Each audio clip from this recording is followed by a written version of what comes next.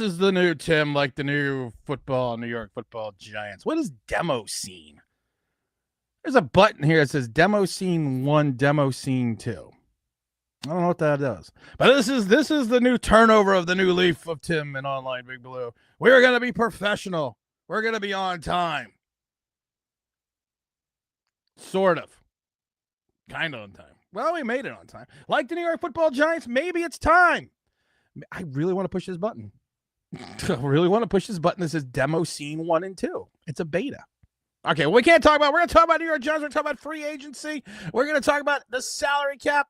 We're going to talk about everything under the sun known as the New York Football Giants. Mike Lee, the world traveler, is into his house saying, Tim, morning, Tim. Smash that like button. On the way in, we got Big Greg coming in strong. What's up, Big T? Hit the thumb. Don't succumb and be dumb. Like Joe Shane. The New York Giants are going to have maybe $50 million. You can have more. You can have almost 60. You can get rid of Graham. You can get rid of a couple other guys. You can have a plethora of cap space. You can have so much cap space that you can sit there and you are going to, I think in some regards, potentially panic as a Giant and as a Giant fan because of the fact that I was thinking about it yesterday. This goes into my new professionalism. I was thinking about things. If you go through the offense, what do you need right off the bat? Not backup positions, but what do you need in the starting position? You need at least a tackle. You need a starting right tackle. You need at least a starting guard. I would like to get a starting center. You need a second wide receiver. So that's 4 things already. I would still like to try to get a starting running back and a tight end. I like to get a starting tight end. So those and a starting quarterback. So out of the 6 positions on offense, 11 positions on offense, you only need 6. And the center is suspect, the other guard is suspect. You have some suspectness. I don't know if that's a word with Andrew Thomas in reference to his injuries. You actually technically, everyone talks about how we need a starting quarterback. You need a backup quarterback as well. So there, you need 6. We'll say 6 out of the 11 we probably need. Then you go to the defense. You truly need a defensive end that can play the run, but you have 2 defensive ends already. You got Dexter Lawrence, but everyone's saying we need to get a running mate for Dexter Lawrence. I had a question though, in reference to the running mate for Dexter Lawrence. Dexter Lawrence wants to be known as, and Giant fans want him to be known as that Aaron Donald-esque type player, that game changer in the middle. Who was Aaron Donald's running mate all those years? Anybody know? Or did you just always hear of Aaron Donald? So you want to get a starting defensive tackle. You need 2 starting outside linebackers, and actually you need a starting inside linebacker. I've said this before. We overpaid 2 years ago for Bobby Okereke. And Bobby Okereke more fit the wink system than he does with this drifting style system in reference to Shane Bowen. Same thing with Deonte Banks. So you could save only $3.5 million by getting rid of him, but you're going to reach a point where you're going to have to try to find a way to be without him because he kind of fell into the Blake Martinez season 2 issue, as I like to refer to it as. So you need a defensive tackle, 2 outside linebackers, potentially a middle linebacker. You need a CB1 or a CB2, so you need 5, and you need a starting safety, either strong or free safety. So 6. So out of a possible 22 positions starting, the New York Giants only need 12. But don't worry, the 60+ million we may have in free agency, we're going to turn this shit all around. We're just going to go out there and get all these guys because we need 12. You need out of 22, we need 12. We need more than half. Now, that's only to fill the roster in regards to starting talent. We also need to fill the roster in regards to backup talent because some of these guys have injury issues. So what we're going to do is We're putting a desperate Joe Shane. A little thing. Oh, see, this isn't professional. We're putting a desperate Joe Shane in a position to go out and spend money and potentially wreck the salary cap for next year because he's going to want to win 6 games this year to save his job. And I've said this now a million times. The Giants rather be relevant now than good. This Aaron Rodgers and Devontae Smith thing is just idiocy at its finest. Think about this for a second. Just think about this for a second. Did Aaron Rodgers, Devontae Smith work on the other side of the building? So the Jets were projected to be a playoff team last year who could potentially have a deep run, but they didn't. And who was at the helm? And who did they go out and get? I don't remember. But we want to take that 41-year-old quarterback and plug him into a worse team than he was in last year and expect to win with a suspect offensive line. We don't know what we have. We don't know what we have in the running game yet with Tyrone Tracy. And there's already talk about going out and drafting another running back, another starting running back. And I'm like, well, wait a minute. I thought everyone was in love with Tyrone Tracy. What happened? What happened to that? Now we're all of a sudden we're going out and drafting a starting running back. So you need more than half. You have to fill your free agency with more than half the starters. Because I'm not sold on Drew Phillips. I'm not sold on Tyler Nubin. I still think Tyler Nubin should be a linebacker. Drew Phillips had 1 pass defense and an first interception since high school, and it was a gift.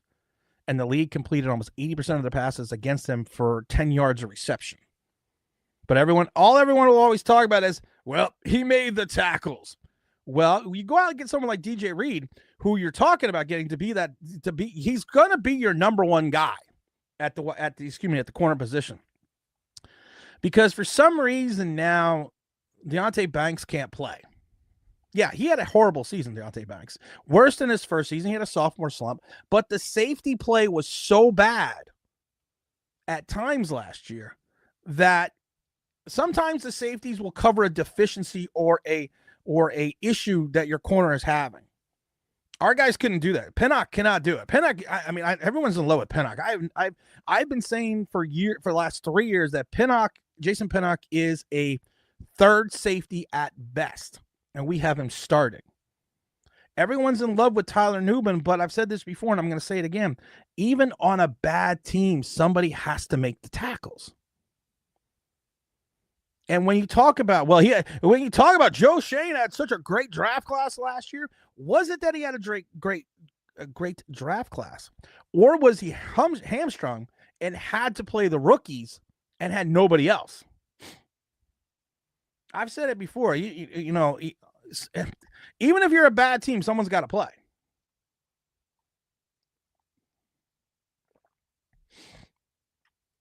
So how do you prioritize free agency? That's going to be the question. That's the question. I'm going to have OGR Sports on in a little bit. I don't see him in the chat yet. We were talking about this yesterday, and I love it because he said to me, he goes, you know what's interesting, Tim? And I said, what? He goes, every one of your, there's OGR right there. OGR said to me yesterday, I feel bad for you. And I get that a lot because you seem to do a video and everyone goes the polar opposite. And I laugh though, because he's not the first person to tell me this. James tells me all the other times. A lot of people tell me this all the time. They feel sorry for me. And the problem is this. They say, and the issue is, you're normally right. And that's why people hate you, because you give them the truth. You don't give them fluffer-nut. You give them what you see. And that's a problem. So you got to figure, how do you prioritize free agency? We're going to get that in a minute. I want to get to the chat. We're going to do a commercial break here. Davey says it's 10 a.m. waiting. Yeah, I was late. Zach Texas. Aaron Rodgers should go to Minnesota. The Giants should take Dart, and Dable and Shane are fired. You take Jackson Dart. I don't get the Dart thing. People talk about, well, he had a better arm than I thought at the combine. He had one deep pass. And I talk about this. It reminded me of when you try to do a full court shot as a kid. You kind of do the whole body. You do the whole body thing throwing up like that. If he was a javelin thrower, I threw javelin in high school for like a year until I found out the Greeks were idiots. What the hell are they throwing a stick for? When you run up to the javelin, you cock your arm back, you go that, and there's a line, and you got to throw it before the line, and you can't go over the line, but you kind of hop at the line. Watch Jackson Dart throw the deep pass. At one point in time, he steps up so far to that first cone and kind of contorts his whole body and chucks it and still comes up flat. And some people are like, oh, did you see that pass? I'm like, yeah, I saw a guy try to put his entire body behind a throw, which he's not going to be able to do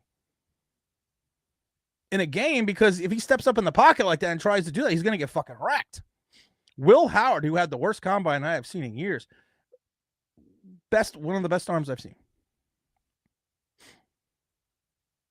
but couldn't hit the out, couldn't hit the go route. He was just, Will Howard was just god awful. Great arm strength though. Hit the like, make chat sports sit on a spike. I love when people text me and IM me things from chat sports. I think it's the greatest thing in the fucking world. Because this guy just makes shit up. They just make shit up. I've said it before. Breaking news, Jesus has signed with the New York Football Giants. And it's always these rumors. I love it because it's always like, the rumors are this: Patrick Mahomes is coming to the Giants. And then you watch it, and people tell me, well, actually, no, they never said that. That was kind of just the bait to get you to come in and watch. It's part of the youth microwave society. What are you going to do, kids? I'm going to tell you something right now. I don't watch a lot of TV, and I didn't watch a lot of TV in the 80s and the 90s. I don't watch a lot of TV. I don't watch a lot of TV now. But when I do watch TV, it's like I just started watching Seinfeld. 21 Jump Street, man. Greatest fucking show I've ever seen. One episode I watch, they killed 5 people in a drive-by. The other guy's doing PCP, and then they shot a cop. And I'm like, this is in the first 5 minutes. This is the greatest show ever. I'm going to have to watch that. Davey says, are you 1 minute and 20 seconds late? Detention. I'm being more professional. Morning. What's up, Joe Reb? Morning, Mr. Online Big Blue. Sir, Davey says, you should get the red button from Staples, the easy button, because I'm easy as a Sunday morning. Good morning, Tim. Mike Lee also says, there should have been fired months ago, but Wildy Coyote reaches for a quarterback. Sadly, it'll be the first time he does that kicker. Kevin says, peace, Tim. Hope you are having a blessed Sunday. I am having a blessed Sunday. Tim, is it time that means Tim had some serious Black Rifle coffee? OG, let me put the needle on the record. Here you go, OG. I'm going to put it in the chat here because I want to talk to OGR about free agency, because I want to talk about how we are going to talk about in a minute how we are going to prioritize free agency, and I need a second person on because there's a button over here that's fucking killing me that says scenes beta, demo scene 1, demo scene 2 that I have to push. We basically need to revamp a football team. I would say, like I said, we need, out of 22 guys, we only need 12. We only need 12. And one of those positions is quarterback, and we need a backup quarterback. But we're always going to get a 41-year-old quarterback and have Jersey Shore Tommy back him up. Think about that for a second. You are going to get a 41-year-old quarterback who is a year off of tearing his ACL. Now, what I don't want to break the news to you, and we've talked about this on this channel in the past, after you tear your ACL, normally what happens a year later or 2 years later, you tear your knee. How many times have we seen someone tear their ACL? And then the next year they tear their Achilles, and then the next year they tear their ACL. and you want a 41-year-old quarterback, and you're going to be backed up by Jersey. Sure. Tommy.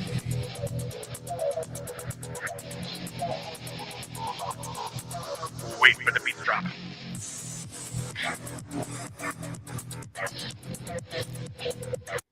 That's your backup. Because I'm easy. I'm easy like a Sunday morning. What's going on, Tim? Well, legal tampering starts mañana. Giants could have 60 million, 50. They have 50 now. They could have 60 with some moves, which they only have like 40 guys under contract. They only need 12 out of 22 position starters, not also meaning the backup. They don't have a quarterback on the roster. So usually that's anywhere between 14 to 20% of your cap space. But we get Aaron Rodgers, Devontae Smith. Fucking Super Bowl, man. Absolutely. Fucking Super Bowl.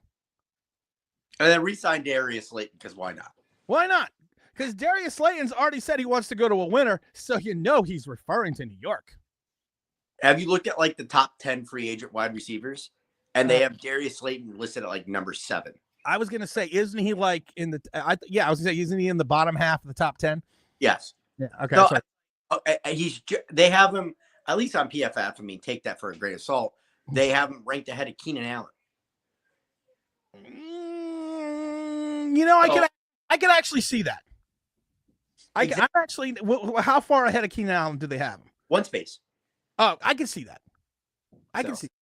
Keenan Allen's been a wanderer the last couple years. I mean, so I could see that. Darius Slayton's been with the Giants for what, 6 years now? He's been productive. He's just had a bad quarterback play. You know, for how long?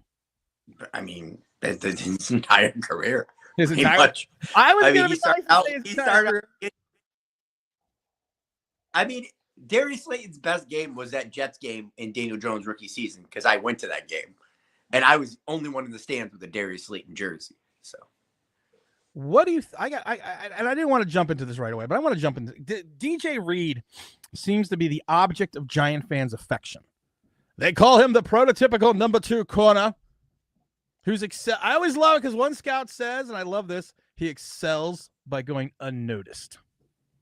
That's my favorite line, because one of my other favorite lines is he does the little things that don't show up on the stat sheet.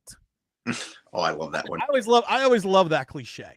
5'11", 188 pounds. Yeah, he played with Sauce. He played on the opposite side of Sauce Gardner, so people are going to tell you, well, he had to do the more difficult assignments because teams would pick on him, not the fact that Sauce basically shadowed the best wide receivers at times. But we're not going to get into that because, again, we're not going to talk football. We're just going to talk names. I think he is a solid pro, but I think he would fit nicely. I think he would fall into the CB1 position on this team immediately. But at 5'11", 188 pounds on a bad team, I don't get the warm, fuzzy feeling. And I watched him play a lot with the Jets. No, I did too. But, I mean, DJ Reader is basically Deontay Banks. Congratulations. Right. So, don't you want something? You would think if you were a GM, you want a different profile at the very least. I'm not saying even a solid number 1. Maybe they think Deontay Banks could still be a number 1. So, once you go get another profile, like a ball hawk, like somebody you suggested the other day. Byron Murphy? Yes. Okay. 27-year-old cornerback. I would $22 million contract. Javarius Ward, to me, he's more of a ball hawk than whatnot. I know he had a down season, but. And I believe DJ's had one. How many interceptions does he even have for his career? I know it's an extremely low amount. I have not looked that up. You would know better than I would. I think he only had one last year. I actually have to look that up. I don't have my statistician Zach Attack here, but I'll have to look that up. No, he's had 6 interceptions for his entire career, and he's been in the league since 2018. He had no interceptions last year. I knew that. But here's my thing about DJ. Here's my thing about DJ Reed. He makes, and I love it, but he makes an absorbent amount of tackles. Well, but you understand, but you see where I know you were smart. Exactly. You are going. A lot like our buddy Andrew Phillips. Yeah. You make a shit ton of tackles. There's a reason. Because of the fact that you are not stopping the person from catching the pass, which, I mean, like I said, it is, we would ask Aaron Robinson the same question, but he's not in the league or on the team. But when you make all these tackles, it's usually because there was a completion. Now, I will say this, his completion percentage was only 57 yards, which was his lowest last year, but he was still giving up 11.3 yards of completion and almost 7 yards of target, and he did give up 2 touchdowns. I mean, it's not horrible for an entire season. No, not at all. Like I'm saying, not awesome. I just in this system with the players we have, and I know the Jets team was god awful on defense, even though it was supposed to be the strength of their team. I don't see it. I think in this system you need a ball hawk. If we're still going to keep the same defensive coordinator. And wasn't there a quote last year about this defensive coordinator when he left, and then they interviewed the Titans new coach, and the guy was like, "Yeah, they didn't teach us anything." No, what he said was, and I love this because I was a Titan fan because of Malik Willis. When he left, the first thing they said, the second practice of training camp, and they said, "What is the difference between this new defensive coordinator who's only been here a week, or not, only been in training camp for a week, compared to Shane Bowen?" And he said, when Shane Bowen was here, when we did something and it didn't work or we got it wrong, he didn't fix it. We just didn't do it anymore. And I was like, thank God he's a Giant. Because we do so much bad shit. We don't need to fix it. We just won't do it. We don't do that anymore because that didn't work. That was the quote. Because I did a whole video on that because that's stuck with me. So the one thing that I find funny is Joe Shane said in his press conference, "I'm not going to compromise your morals, my morals." And wouldn't you be compromising your morals if you take a big swing to try and make this team instantly better? But that's the fear. I understand that. But that's all because of your owner. But you're compromising your morals at that point. He's gonna have to compromise his morals. Team the right way, build through the draft, supplement through free agency, and see where you get to. Because you're a dead man walking. He has to know that looking at the schedule, even if he were to go out and get an Aaron Rodgers and a Devontae Adams and totally fix the offensive line, you can only fix one side of the ball if you're going to go in free agency. You're not going to figure out both sides with the amount of players you need to go get. And that's realistic. Even if you're adding, 7, 8, 9 players in the draft, it still don't matter. Well, the thing is this, like I said, early on the show, we broke it down. Out of 22 starting positions, you probably need 12. Yeah. And one of those is quarterback. And for everyone that wants to go out and get, yes, you need actually 2 of those. You don't need one. You need a backup, because if you put in Jersey Shore Tommy, how Tommy DeVito is still on this team, or even still on this. He didn't win any games last year. He looked horrid in the 2 games he played in. But he's going to be the guy to teach the quarterback the new system if they draft a rookie. So you want Tommy DeVito doing that? Okay, that's like you saying to me, Tim, I need you to teach these people trigonometry. Because you took it in school, so you should fucking know it. I'm not much of a jokester, but that was a joke, by the way. Right. I mean, I could get the petition? I don't know. I know it wasn't a very good joke, though. There, better joke. It's called a rim shot. That's what she said. Oh my God, Dave. Let's get into a couple of these questions real quick. So I want to talk about Asante Samuel Jr. for a second. Davey says, Tim, we need hot cheerleaders to distract us from the awful play. Matthew says, good morning, Tim, OBB family. How's it going? It's going good. We have a new everything. To be honest, we need a secondary too. Talking about the secondary. Yep. I don't think Byron Murphy's coming here. I think if you're going to get free agents, you're going to overpay for people that have potential but have problems. Like the one corner I keep thinking about over and over again is Asante Samuel Jr. Good. He is a guy that has.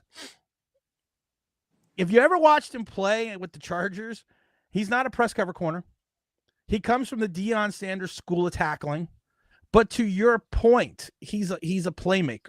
He's a guy that can get the ball. He's a guy that can make things happen. But he's not the prototypical corner.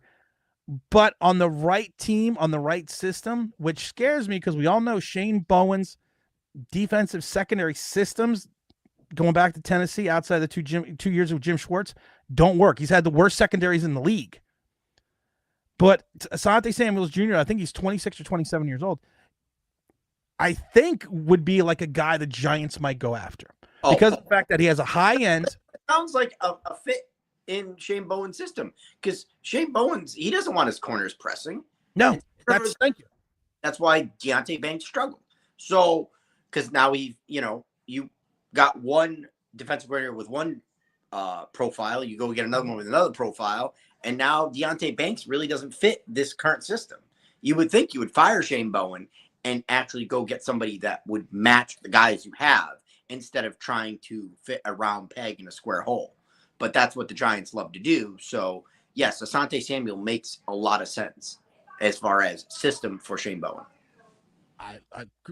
Mike Lee, we agree on two things. Mike Lee says, we've been revamping for years. The Rams had Dominic Sue. The Rams had Dominic Sue for like a year.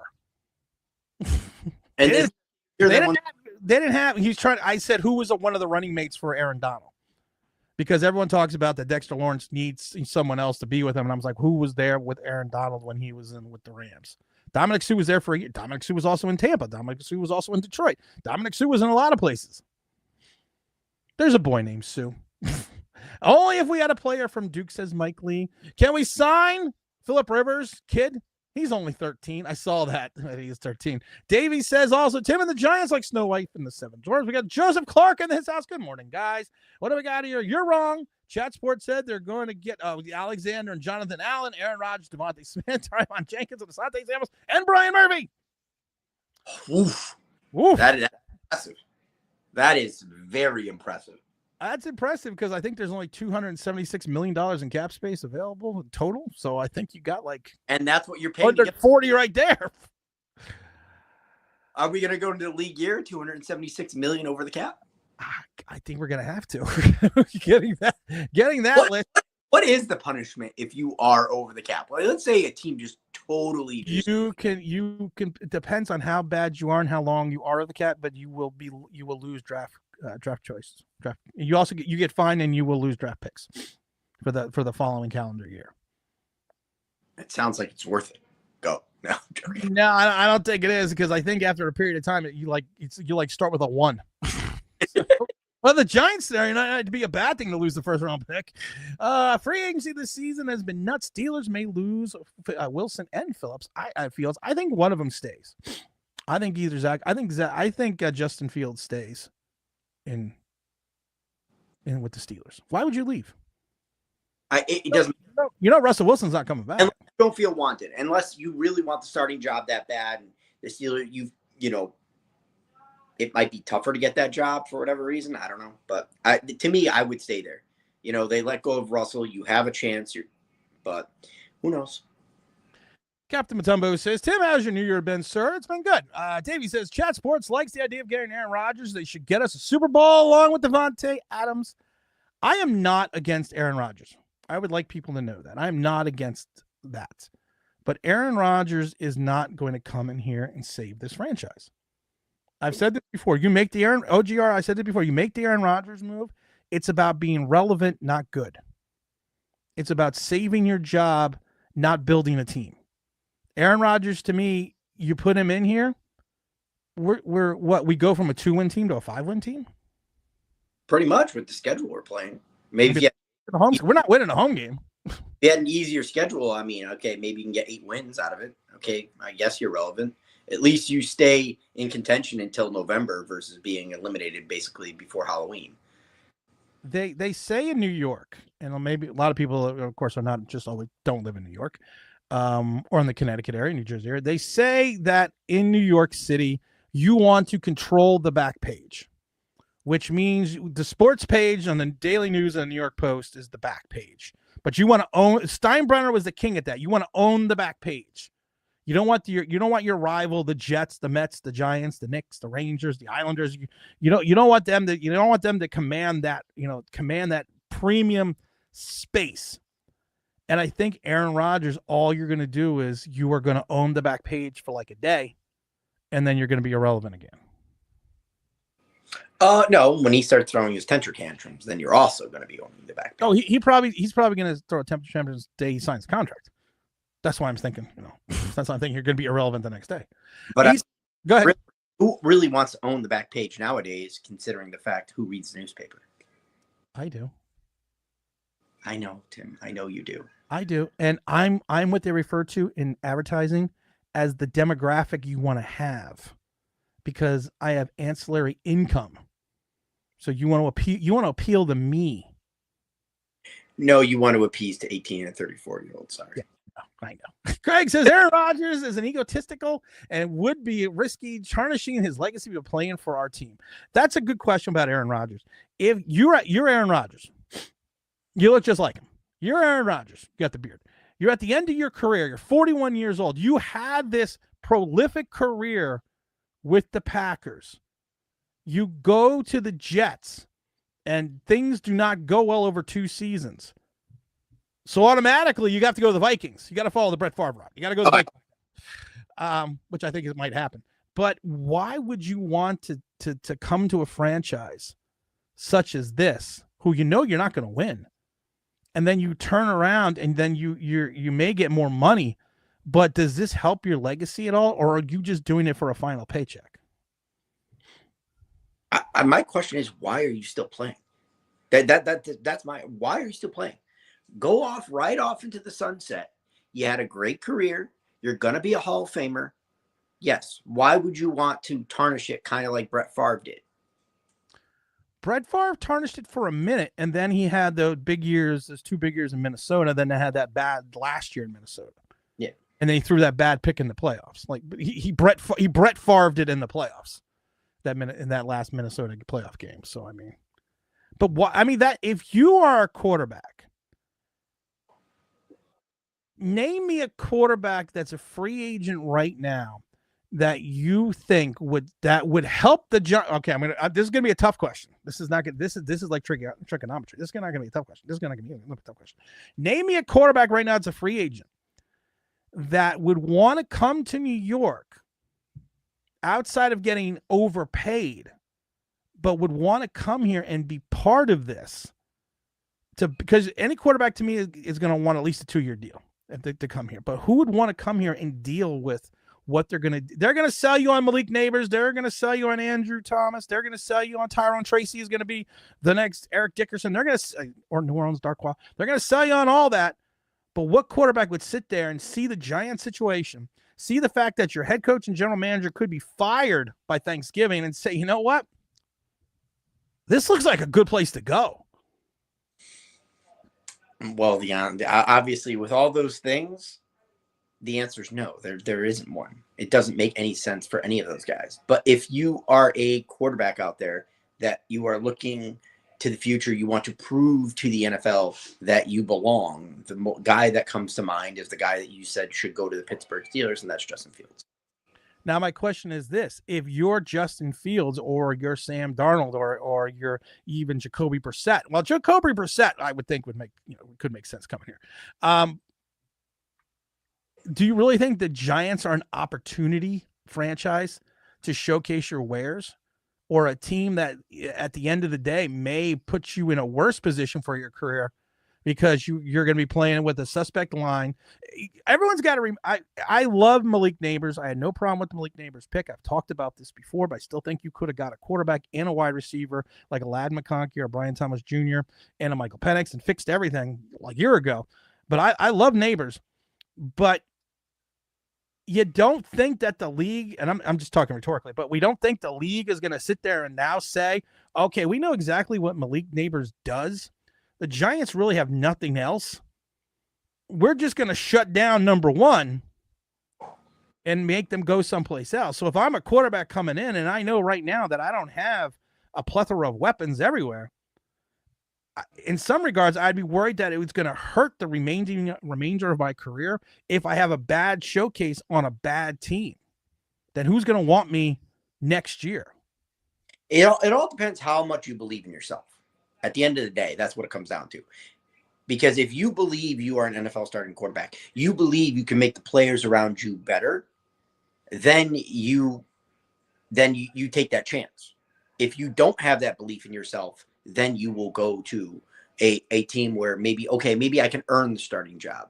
Maybe, if Trevor Lawrence goes down, maybe I can step in and be that stalwart for the Jaguars, And how'd that work for the Jaguars? It didn't work out for the Jaguars. All right, I'm going to give you some names at quarterback. You tell me yes or no for the Giants. You ready? Yep. Sam Darnold. No. Zach Wilson. No. Trey Lance. No. Jacoby Brissett. As a backup. He's 32 years old. Tyler Heineke. No. Marcus Mariota. Yes. Justin Fields. Yes. Okay. Jameis Winston. No. Jimmy Garoppolo. No. Case Keenum, he's there, but he's not going to play. Nick Mullins. If you say yes to Nick Mullins, you're going to get wonked. I'm just fucking preparing you right now.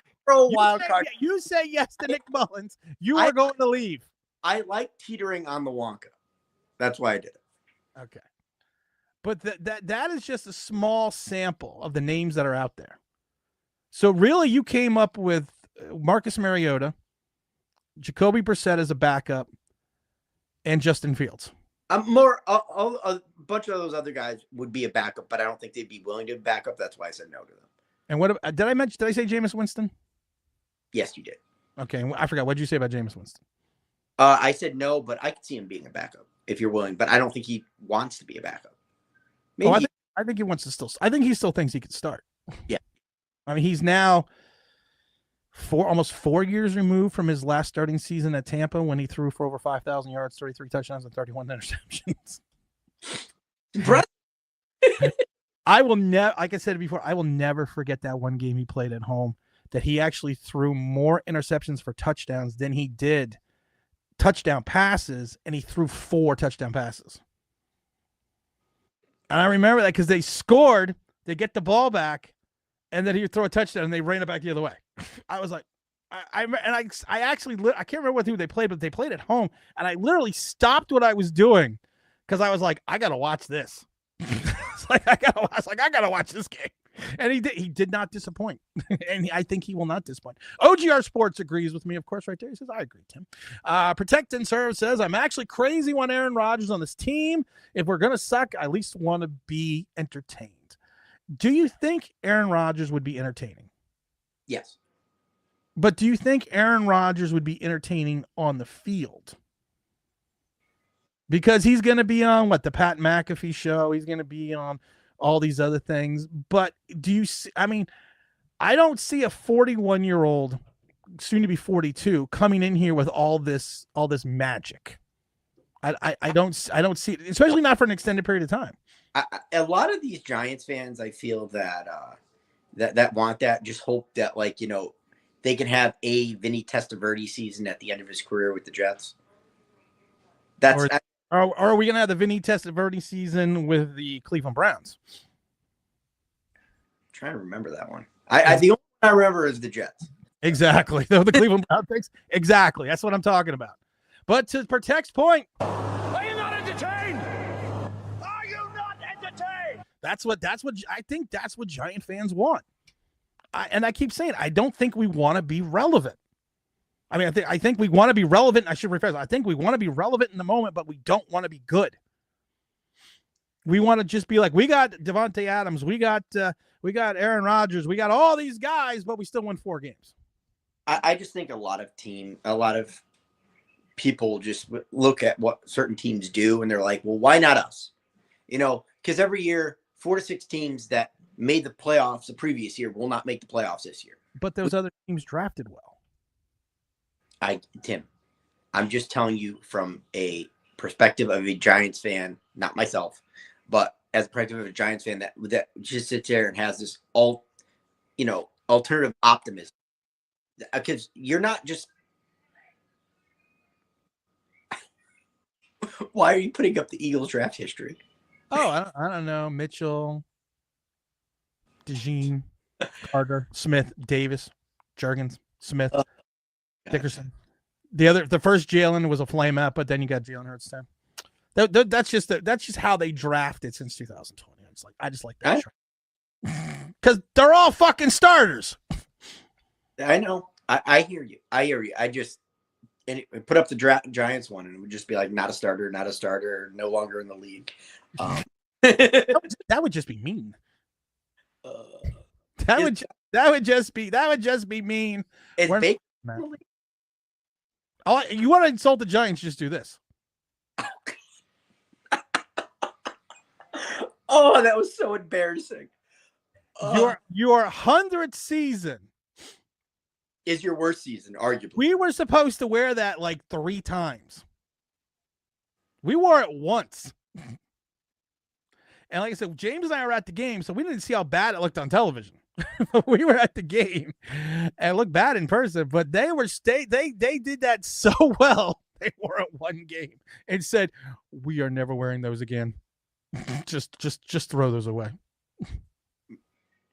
It's just to me the hardest thing about the Giants is the fact that going on 13 years we've had the same problem where we try and put out the best starting 22 total, obviously 11 offense defense, and then we just ignore depth.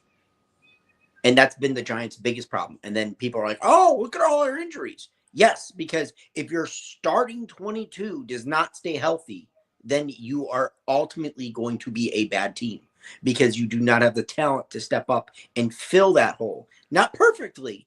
And that's the Giants been the biggest crawl. I mean, people will point to the offensive line, people will point to certain parts of the defense, but that's been the Giants' biggest problem is the fact that they always try and swing for the best starting 22. And you look at starting 22 and you're like, "Oh, it's not that bad." And then you look what's in behind them and you're like, "Oh my God. It's pretty bad." It's all undrafted free agents from 1967. Well, according to this, Chat Sports just said, breaking news, Phil Simms is coming back to play quarterback. I'd take it. Would you take Cam Ward? Absolutely. So would I. I wouldn't even think. Mr. Olson, Mr. Moet Olson says, "Good morning, team. Good morning, chat. Good morning, everyone." J Sports guys brought to you by the Ghost Brothers. The Ghost Brothers. I have an interesting guy that I don't think it's going to cost a lot of money. He's going to look for a prove-it deal. Okay.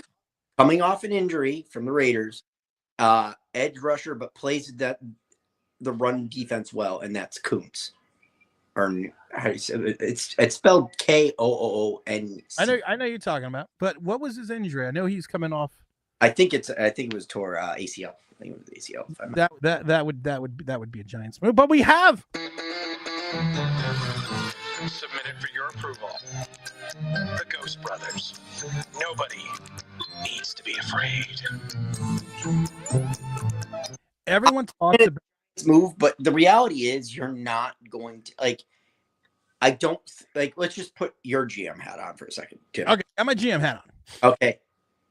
You are going to have to take swings and misses, me personally, on players that you think can play that maybe they're coming off an injury riddled season or not, just have major injury coming back from injury, that showed promise. Like he showed, to me, he showed, he's better than his rookie season. He slowly started and then he broke out in his third season, like you want rookies to do. And then unfortunately last year he was, tell the world who he is, but then obviously injuries happen. So to me, I think as a GM, you can't just sit there and go and get all these solid players. I'd love to, but the reality, you're going to overpay for all of them. Do you want me to give you 3 moves that I would make that I think the Giants could help their team, but not overpay? And the player be willing to come here for the amount of money. Well, I don't know what any player is willing to come here. To be honest. That's the problem. But Who I'm wants to come to the Giants? I'm thinking this. I still think you need to get rid of your. JMS, nicest kid in the world, but he's just not a starting center. I said this and I know the Giants got screwed by the Jets. I said it from the beginning. Joe Tippmann's going to be a much better center than JMS. I was killed for it because, like I said, and I think JMS is a great guy, great kid. I met him. You know, he's very personable. He just as a former wrestler, I don't think he understands leverage. He gave up the most sacks in the league by a starting center. He gets pushed around by bull rushers. He's not that guy that everyone talks about. Well, he's undersized, but look at all these undersized centers that played well. Yes, but those undersized centers that everyone likes to talk about understands leverage, understands how not to get bullied around. And like I said, here he is. Great kid. Wonderful guy. Had a great time meeting him. But it doesn't mean I want him as my starting center. And one of your issues in the offensive line, and one of the things that I have been saying about Daniel Jones for day one, and people are like, well, that's just so obvious, Tim, that when you put the rush in Daniel Jones's face, you bull rushed him from the middle of the field, that center position, and he saw the rush coming, and he had to move in the pocket. He couldn't. So one of the things that I would have done, especially towards the latter half of Daniel Jones's career, is get a center that would stop, that give him that nice, happy feeling that the rush isn't coming at my face, that I don't have to panic. And JMS just isn't the guy. And we're gonna go into now year 3 and hope that he turns the corner. Go out and get someone like Ryan Kelly from the Colts. Yeah, it'll be like his 10th year. Yeah, he'll be 30-something years old, but he's a professional center, and he understands. Is he willing to come here? I don't know, because I don't know who would be willing to come here. But if you're trying to fix your team from a perspective, you need to fix it from the outside in, which is like the Eagles, build from the line and then build backwards. 100. Now, would you like his starting partner that's also a free agent? That a lot of Giants fans. What's I can't think of his name. Rise. Oh yeah, Doug. Yep. Yeah, but again, would they? I think Doug's going to cost some cash because I think Ryan Clark is not going to be. He's going to be 32 years old. I think he's coming off like a $12 million a year deal. But yeah, I mean, yeah. if I could, yes. Question is to you. Then do you also take a center in the draft as well? No. Because I can make JMS a backup. So you're fine with JMS being a backup? I'm fine. If JMS is not playing 55, 60 snaps a game, I'm fine. If he comes in and spots your starter or is an injured guy for like 2-3 games, I think you're going to get exposed at times in the center position, but I still think that, he could, I think he could be a capable, and there's nothing wrong with that. You always have backups in the league. He could be a capable backup center, JMS. I'm going to say something that's going to probably get me wonka. Would you be willing to enter? No, he wants to get wonka. There you go. That phrase, trade. Get nothing. You lose. Good day, sir. I just had to get that out of the way. I know. Would you be willing to entertain bringing back any of the former, players that just for ha-has? I'm not saying I agree with this move or don't. Any of the former players we have let go that are now free agents again. I would bring back Evan Ingram. Oh yeah, same here. But and I know some people are like, well, you can't bring him back because he dropped that pass against the Eagles, and I will never forgive him. I got one thing to say. Grow the fuck up. Oh, I am. The guy had 2 years ago. The guy had the second most receptions by a tight end in a single season in NFL history. He had injuries last year, and he had too high of a cap number, which is why Jacksonville, who's in the middle of a rebuild, got rid of him to save cap space. He is a guy that can play the slot. I wouldn't really put him as a tight end, but you can put him at the tight end position as long as he's not blocking. And he's a guy that can play wide receiver. He's a guy that could potentially fill 3 spots and has now proven that he is capable of being the guy on a team. And he's still young. He's still 30-something, I think. And then and then you have somebody that can now grow into that role because I think he will succeed, and that's Theo Johnson. I know you're not a big fan of those. I'm not a big fan of the tight end Adonis yet, because you being a Penn State fan, one of the things that was said about Theo Johnson coming out of college is that his effort level was not always there. And that he relied, and like I said, I saw that he didn't rely. He relied a lot on his talent and his ability, not on his effort to make himself better. Which is one of the reasons why they said that he dropped in the draft. I agree with that statement, but the one problem I have with Penn State is, and maybe it's just a college thing, they put out Kyle Brady as a tight end. Yeah, which wasn't bad. Just not for the Jets. It wasn't good for the Jets. Yeah, exactly. He was fine for the Jags. But anyways, no, the one thing I have is they have a tendency, if you've been here for a while, you're a junior, and maybe you didn't start the first couple of years. Well, we're going to put you in as a starter because you saw what Tyler Warren did. And Tyler Warren was that good standing behind Theo Johnson, but we still put Theo Johnson out there. As a Penn State fan, your unabridged or unabashed assessment of what some people project could have been or could be still the first overall pick in the draft, or maybe second, going to Cleveland with Myles Garrett being moved out to Philadelphia, because Philadelphia's going to get Myles Garrett, is Abdul Carter. God, yeah. We've had this conversation multiple times. I know, but there's 170 something people around here. Other people haven't heard this conversation. I know. That's why they call this. It's not radio. It's not television. That's why they call this, I don't know, social media. Hit the like button, people. I keep forgetting to say that. Abdul Carter, let everyone know, as a Penn State fan, what do you think of Abdul Carter? I like Abdul, and you'll see the flashy plays, but the problem is the games where he flashed, like Ohio State. He had that big sack. What happened in that game? They lost. Okay. Let's move over to Oregon. They lost. That game, awesome. Mm-hmm. They lost. And then the last game he played with an injury, so I'm going to give him a reprieve. I mean, he was still out there, still fighting, so I will. But he had a sack in that last game, too, in that last bowl game. Yep, he did. It was early, but he did have a sack. My biggest craw with Micah Parsons is Abdul Carter. He just reminds me of Micah Parsons sometimes. They wore number 11. Yes. I mean, LeVar. I think that reminds me of Parsons, Abdul Carter. They wore 11. LeVar Arrington. But God, he's so athletic in college. But anyways, even though he has that big play, players in games have a chance, have the tendency to not disappear. And sometimes he'll make that big play, and then yes, he'll get pressures, but then okay, where's that big stop in the run? Or, are you benefiting the other people on your line?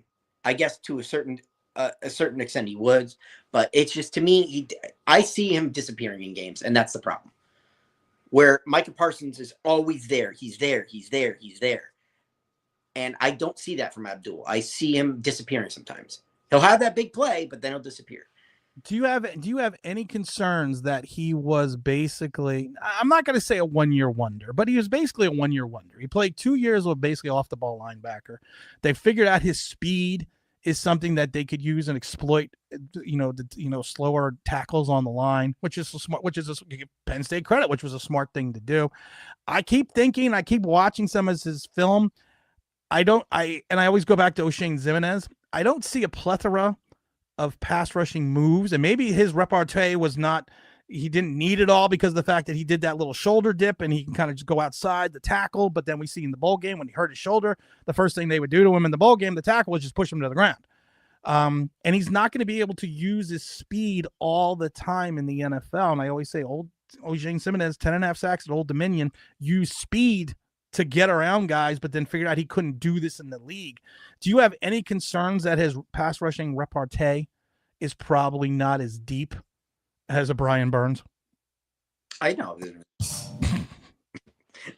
but just in general, I don't believe his pass rushing repertoire is there.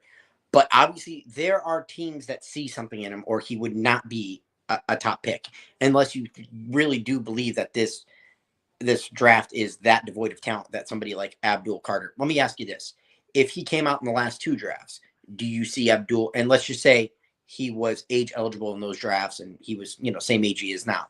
Do you see him being a top 10 pick in any of those drafts? The last 2 drafts? Last two drafts, correct. Did he have the same statistical season that he had this year? Yes. Pass rush, run weight, and all. Do I see him as a top 10 pick? You see him as a top 10 pick? No. Then that's your answer. Because of this draft being devoid of talent at the top end. That's like Jackson Dart. I've said it before. Jackson Dart comes out last year. He goes maybe 7th round, not drafted at all. He's an undrafted free agent. This year, because there's a dearth in talent at quarterback outside the top 2 positions, people want to take him as high as 3. God, I mean, I will die. That's fucking insanity to me. Him going in the 1st round, Jackson Dart, is fucking insanity. Watch, we're gonna hear that rumor. Tim. Draft day, but you have to. Like I said, everyone talks about 29 touchdowns. Okay, 19 of them came in 5 games. One of them was Southern Georgia. The other one was Furman. And then in the other 8 games, he had 10. I always tell people, watch the Florida game, watch the Kentucky game. When competition went up and defensive competition went up and the rush went up, his play went down. And I know you had 5 touchdowns against Furman, which is the top liberal arts college in the South. I know, they put out so many pros. They put out that guy and that other guy and that other guy. I mean, but when you actually watched him talent-wise, and you watched, we've said this on the show, OGR, a million times. You can't watch highlights. Nope, you have to watch the whole. You have to watch the whole game, because on good plays, sometimes there's bad things, but sometimes on bad plays, people do good things. And I watched a good portion of Jackson Dart. And outside of a play here, a play there, nice run, I don't see it. And I'm trying. I bet you are. Like when I hated Cam Ward. And I didn't like Cam Ward. I sat there all year going, I still don't like this guy. I like Carson Beck. I'm trying. And then all of a sudden you watch some of Cam Ward's games, and you watch even in his losses, like the one in Syracuse where he tried to do too much. You're like, but wait a minute. The one play, I think it was a Syracuse game, when he fumbled at the end of the game when he was trying to bring the team back because he was trying to do everything. But even in that bad play, he avoided the rush. He got himself out of the pocket, still looking downfield. Yeah, he didn't see the defender behind him. He got the ball knocked out of his hands, but he was still able to move himself out of the pocket, put himself in a position to throw the ball, just nobody was open, and he didn't see the trailing defender. And he got the ball knocked out from behind. But I still saw good in what he did within the pocket. No, he's definitely made improvement leaps and bounds. That's why. Cam Ward last year, no. Cam Ward this year, yes. No. What? Let's get to some of these people in checks. I want to talk about free agency again for a second. So Mr. Sanders says, I am waiting for Joe to say this is Tommy's year.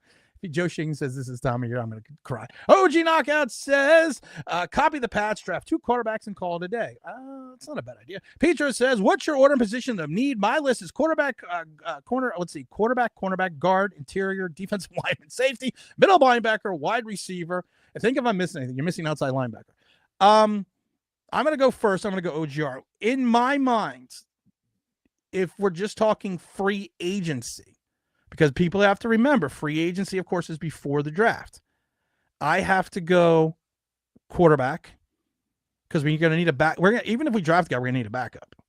I would go offensive line, and I'm not going to say what position, because I think we need a tackle, potentially 2 guards in the center. But Joe Shane says, well, we got all these guys coming back, so we're going to be fine. I would say I would have to go interior lineman. I would then go corner. I would go outside linebacker. I would go safety, and then I would go wide receiver. Okay. For me, I'd go cornerback, center back. My God, I'm throwing soccer terms out there. Quarterback, cornerback, and then I would go in offensive line. Pick whatever you want. Pick whatever you want. We got a lot of them. Pick whichever you want here. Middle linebacker, outside linebacker, interior defensive line, because I think you can find some. And I think interior defensive line can be, second, third round. You see starters coming out of there all the time. I mean, even BJ Hill comes to mind. Alvin Tomlinson. And then I know I don't want to put safety this far down the list, but it is what it is. And then wide receiver. Well, the problem is you have so many needs. Yeah. And that's what people I don't get, because everyone's talking about, well, we got to have $60 million in cap space. Well, you don't have a quarterback on the roster. You have $60 million because normally 30 of that million, so 30 of that 60 would be in the quarterback bucket. Or more. I'm just being nice because the Giants aren't going to get Joe Burrows. They're not going to get, someone like that. Or Patrick Mahomes. What about that trade rumor for Joe Burrow? Oh God. Oh my God. People are freaking nuts. I love the fact that people want to make these trades because it's only going to wreck the cap space for two teams. Because both teams that make this trade, your cap space is going to be fucked on any of these trades. But don't worry, we're going to do it. OG says, copy that, Pat. We already got that. Please no DJ Reed. I don't have a problem with DJ Reed. I really don't. If you're bringing DJ, you're going to overpay for him. I don't think he is a number one guy. He is a guy that doesn't come up with the interceptions. He's a guy that makes a lot. He makes the tackles. He locks his guy down. He is a guy that at times he may have been picked on, but did not cover the best talent because of the fact that is usually that's your CB1 that's gonna mirror your best wide receiver at times. But as a guy that could come in here, if Deonte Banks can figure it out in the Bowen system, I have no problem with DJ Reed. I think he's, to me, he's not the prototypical corner, but he is a professional corner. But I worry that you're going to overpay. Of course you're going to overpay. But for me, if I were DJ Reed's agent, I'd be like, what do you want? Do you want Super Bowl or do you want money? Because you can't get both. And this is good. But here's the thing. And there's the thing about a lot of these players that we're going to talk about. We're going to talk about more of these players. You bring that up. And the problem is this is potentially going to be these guys' big contract year. This is going to be their big year, their big contract. They may not get another contract after this. Well, they may get another contract, but they may not get another contract this size. Because if you're 24, 25, 26 years old and you sign a 5 or 4 year deal, you may be 30, 29 going into your next deal. Yep. No, 100%. But to me, how much of it, people are motivated for different reasons. And I'm not saying you can't have multiple motivations, but to me, I want guys that want to chase the Super Bowl versus guys that simply want to get paid. And you can tell players that simply want to get paid and want to chase Super Bowl. Some guys just see this as a job. They're really good at it. And they'll just go and do their job.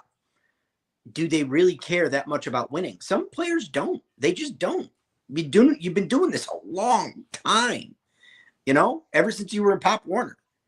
Not every player is motivated to win a Super Bowl. Some just want to get paid and support their families because this is the way they support their families because they're just really good at this thing. To your point, and that's an excellent point. I brought this up a million times because people don't get this, especially in NFL players, because they think, well, they're young. Okay, you play 3 years in Pop Warner, 4 years in high school, 7 years already, another 3 years usually in college. So you've already played football for 10 years before you even get to the NFL.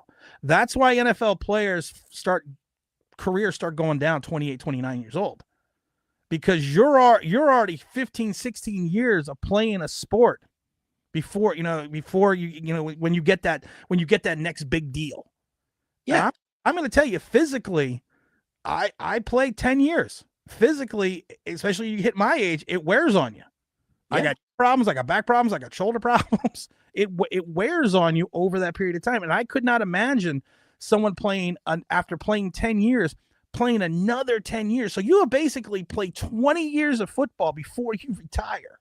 And you've played 20 years of football and 20 years of getting in a car accident. Every game. Every practice, every 2 a day, every 3 a day in the summertime in high school, every spring practice, every preseason, every training camp, every mini camp. A full year because you don't take off. No. Well, now you don't take off. Now, If you're, yeah, you did. no, but maybe you did. But what I'm saying is, any sport in general, you don't take off, because if you truly want to be the best, you need to practice every day. Yeah. And I mean, my son's goal is to become a professional soccer player. I tell him the same thing. You need to practice every day. There's no time off for you. If you want to achieve your dream, you have to work harder than everyone around you. And that's the reality. And not everybody has that mentality. They don't. Well, let's get into this mentality. Let's get into checks. I also want to get back into free agency. Let's see. Honestly, I'm exhausted trying to put logic lens on the Giants, says Razzle. LeVar says, Tim, I'm here. Let's talk. Mr. Robinson says, good morning. He says, hey. OG says they can draft a bigger corner than Reed. Can you draft a bigger corner than Reed? How big is Reed? I don't even know off the bat. 5'11", 188 pounds. Yes, you can draft a bigger corner than Reed. I mean, everybody wants this 6 foot, 6'1", 6'2" corner. There's a reason why guys are put out at corner and they end up playing 10 years at corner, because they can't get the ball. Play wide receiver. And that generally means because they didn't have the prototypical height or the hands. So they were moved to corner because they had the speed. So, I mean, people want this, unicorn, 6'2", runs a 4.4. They don't grow on trees, guys. I'm sorry. Okay, you want to hear something? I want that. I want that too. I'm not going to be Reed. I want that. That's what I want that too, but that's just not reality. OGR. ECK likes Ward over with the 49ers. He struggled last year. Yeah. I think he posted career low numbers, didn't he? I don't remember. He had some off the field issues. So, and I was going to say he had some issues, but he does have a good. I know he does have he had a good, what they refer to as the coverage grade. So I mean, he had a good with pressure and no pressure. I mean, he's another guy that I think not taking flyer. I think he's going to want money too. He's going to want money, but I don't think he fits the Shane Bowen system. Over there with the 49ers, I like to press. Outside of Asante Samuel Jr., who we talked about, I think Byron Murphy, like I said, would fit any system out of Minnesota, coming out of Minnesota, that he would be put in. Who in this free agent market, outside of who we talked about, Asante Samuel, outside of that, who do you think would fit the system? I mean, we've basically talked about the top 5 or 6, 7 guys. I mean, I got a guy in the secondary though. I got a guy. We've already talked about this top 7 guys. When you're talking about corner, you're gonna want one of the top 7 guys. I'm sorry. I mean, after that, it's a big drop off, especially if you go look at. We missed a guy. But we missed the guy. Okay, we traded from the Bucks to the Lions, helped solidify the Lions secondary last year, big time. Carlton Davis. Do you think he's fit in a Shane Bowen system? Now, listen, he also fractured his jaw at the end of the season in week 15. So, I mean, I don't think that's a big deal. But he did get hurt. Fast for a while, you'll be okay. Yeah. I mean, you just don't talk. Then you're fine. Oh, that's a good question, though. That's why I didn't mention him. I had a feeling where you were going to go with it, but I wanted to see if we were going to name the same player, so I acted stupid. So you figure. Oh, there you go. You got the rim shot. I don't know. Here's the thing. If you're talking system guys in Shane Bowen's system, and Shane Bowen has not been known to build secondaries. His secondaries have been atrocious. Only guys I can think of are Asante Samuel Jr. and Byron Murphy. Same. That's why. Yeah. If you're looking system. And Asante Samuel Jr. screams giant. Oh, he does. he screams, I can't tackle. Not a press cover corner, but I got some giddy up and I can go after the ball. Yep. And you want that playmaker off the ball. Asante will give you that. He'll also get burned for a touchdown or two. Oh, God, he's going to get toasted at times. Another slight of build corner. He's not the prototypical 6'3", 235 corner that OGR is drooling over. Razzle says 71 watching, 21 likes. No, we have 100 something watching and 40 plus likes. I guess this was a while ago. What about cross-platform? What's that? What about cross-platform? I a lot of times you don't see me in chat because I happen to be scrolling on X and I'm like, oh, Tim's live. Oh, all together, there's 297 people watching. That's good. But I can't say the name of the platform that it's on because then you get knocked down on the other platform. I know which one you're talking about. Yes, but yes, we total right now in total we have almost 297 people watching. I always have another YouTube screen up so I can see that we have we have 97 people over here and we have X amount over here and then X amount over there. So we always have a good crew. We always have a good crew. So we always have a good chat. LeVar says, as long as it's Ward, Reed, or Murphy, someone can be productive and bring the dog out of Banks. Fix the system, fix the problem. I will say this about Shane Bowen, though. And I am not a Shane Bowen fan. Everyone knows this. You saw Shane Bowen last year at times tailor his system to the talent that he had. You did see him do that. And I was very impressed with the fact that he had the ability to say, okay, these are my players. That's why early on the season, the Giants led the league in sacks without getting any from Kayvon Thibodeau or Brian Burns. He played a system that worked for the talent he had. It's just as the season progressed, I kind of think he got away from it. And, well, of course, also our talent got exposed. That too. And the one thing, and I noticed that about Shane. Our defense wasn't good, but I don't think it was nearly as bad as some people make it out to be. I really don't. And I asked, what did you watch his teams in Tennessee at the end? We don't talk about that. We have to talk about it because that's his system. I understand that. But his first year in Tennessee by himself, when he was the quasi defensive coordinator, they had the worst defensive secondary in the league. They still made the playoffs at 11-5. They brought in Jim Schwartz for 2 years. His secondary improved because Jim Schwartz is Jim Schwartz. As soon as Jim Schwartz left with his tutelage, the last 2 years in Tennessee, he had one of the worst secondaries in the league. No, I fear you. I feel you 100%. But I like to believe that people get better. And he might prove me wrong, and we have even a worse defense than we did last year. But I would like to ask myself, you heard him go to Joe Shane and say, hey, what do you need? And he was like, I need corners and I need a middle linebacker. And he said he needed two. All right, Birds. He said he needed 2 middle linebackers and a corner. Yep. That's what he told me. I always give credit for that. And let's hope that he goes out there and does that this year. I mean, because we still need corners and we still need middle linebackers. And obviously letting go of Bobby Okereke says, hey, to the league, hey, if you're a middle linebacker and you can play like Mr. Bolton with the Chiefs, you're more than welcome here. You just stole my thunder. You're welcome. You just stole my thunder.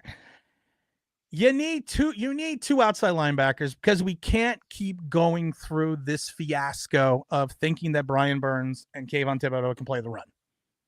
We have to look. Everyone talks about we need to get a running mate for Dexter Lawrence. For Dexter Lawrence.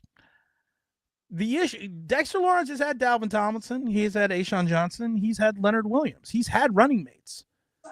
His production has actually been at his highest because of the fact that he's forced to make more plays when he didn't have these guys. And he's also going to be on the field more and that's also going to increase your production. There you go. Thank you. You see where I'm going there. But the problem is, since the last year of Judge, and I always go back to the Cleveland training camp where they did the joint practice and then the Cleveland preseason game, off tackle left, off tackle right, off tackle left, off tackle right. And then you didn't improve that by getting Brian Burns.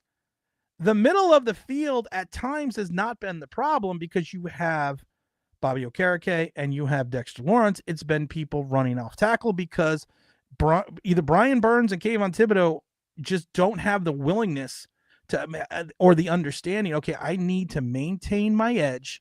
I have to hold my assignment. I cannot overrush or over pursue because when I do, there goes the running back. And how many times I go back to that Washington game? How many times, even the game that we won against the Colts, how many times did they just go off tackle? And that's all they do because they know after you get past the Ghost Brothers, there's nothing behind you in reference to your outside linebackers. There's nothing there. So you're in the secondary, and you're going to have someone like Drew Phillips or Tyler Nubin coming up and making the tackle. And then the Giants fans are going to be like, did you see that? Did you see that tackle? But they gained 13 yards. We need, if we're going to keep the Ghost Brothers and hopefully use their pass rushing ability, and like I said, I do apologize to Brian Burns. I said he's an 8-sack guy. He had 8.5. So I do apologize that we gave him 140, 160 million, whatever the hell it was, for his 8 sacks because he had 8.5. I do apologize for that. But you still have to learn how to play the run. And if you don't have any quality linebackers, Nick Bolton, yes, is an off-the-ball linebacker if you watched him play in Kansas City, but he's a 3-down guy. He's a guy that is not going to come off the field. He can cover. He does get, I do think it's interesting if you watch a lot of the Kansas City games. He does get in his coverage. I know it's supposedly illegal, but he does get picked. Does get picked a lot off the plays. In other words, he runs into the other guy. So they stand there and he gets picked off. He gets picked. He does. So he's not great in coverage, but he's a 3-down linebacker who can go sideline to sideline, who can help the likes of a Kayvon Thibodeau and a Brian Burns if you pair him with someone like a Bobby Okereke, who I said a while ago we should get rid of, save the $3.5 million because he's just not a fit for this defense. But he is a guy, if you're going to keep Okereke, I get a little bit of a warm feeling if I have Dexter Lawrence, X, maybe someone from the draft, and I have Bobby Okereke and Nick Bolton behind him in the middle. No, I would. But then my question to you is that, okay, is there anybody else you would like to back those guys up that you'd like to go out and get? Well, that's why they have the draft. That's why we can't fix the entire team. I know that people think we can. Well, we can't fix the entire team. One of the players that I wanted to get, but he re-signed, was Bobby Wagner. You've been on the Bobby Wagner train for the last couple of years. Yes, and look how well he's played the last couple of years. Bobby Wagner solidified that Washington defense. Oh, absolutely. He is one of the main reasons that defense leaped exponentially, leaps and bounds.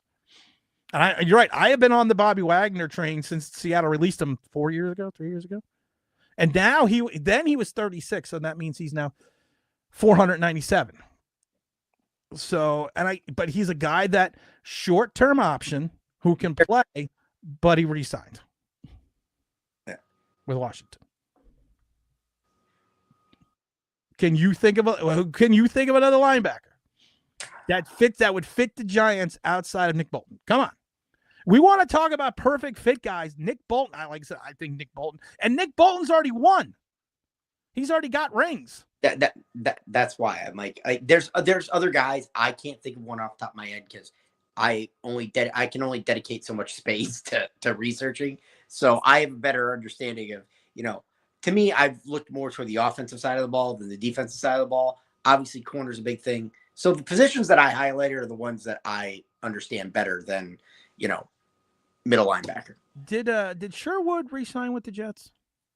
That's a guy I was actually looking with. I was wondering if you're going to like him. I don't believe he has. Because I checked yesterday. It's one of the guys I checked. But I'm surprised you want. Are you a Sherwood fan? He filled in when Mosley got hurt the last couple of years. He's kind of. Here's the thing I kind of like about him. I see him as a Peppers Logan Ryan quasi safety linebacker. You keep, like, when Logan Ryan and Peppers were here, they played 75% of their snaps in the box, but they were called safeties under the Patrick Graham defense. He kind of reminds me of that a little bit. Kind of that guy that, do I call him a tweener? But he's kind of stuck in the middle between safety and linebacker. And I think it's a guy that he can cover. I don't think he can play the run. Is he a top end guy? No. But if we're looking for guys that can come in as starters, and because not every guy getting free agency is going to be a star. No, I think he's he's a bad. But to me, I'm shocked by that because usually you like prototypical guys. I mean, I think you've come to the realization now that middle linebackers are no longer 250, 260. They're 230, 220. Because Nick Bolton's not that big either. No, but Nick Bolton doesn't. I like Nick Bolton because he doesn't come off the field. No, same here. Yeah, I think he would. If you let him, I think he would play on punts. But the problem is Nick Bolton too is he's probably going to command the highest money out of everyone. Well, we got $900 billion, and the salary cap doesn't matter because it's not real. Don't you listen to Chat Sports? It's not real. It's an amoeba. It's an amoeba. It's an amoeba wrapped in a riddle. When are you gonna fucking learn these things? Oh, don't worry. Razzle the Great says Tommy is our mentor now. Tommy DeVito is our mentor. Luke says this is depressing. The whole situation stinks. Todd says the Giants are trying to fit Legos to Lincoln Logs. I think I like that one the most. The Giants are. Peter says Chatsworth says we were trading the 7th rounder for Patrick Mahomes. You think it's really happening? You know what?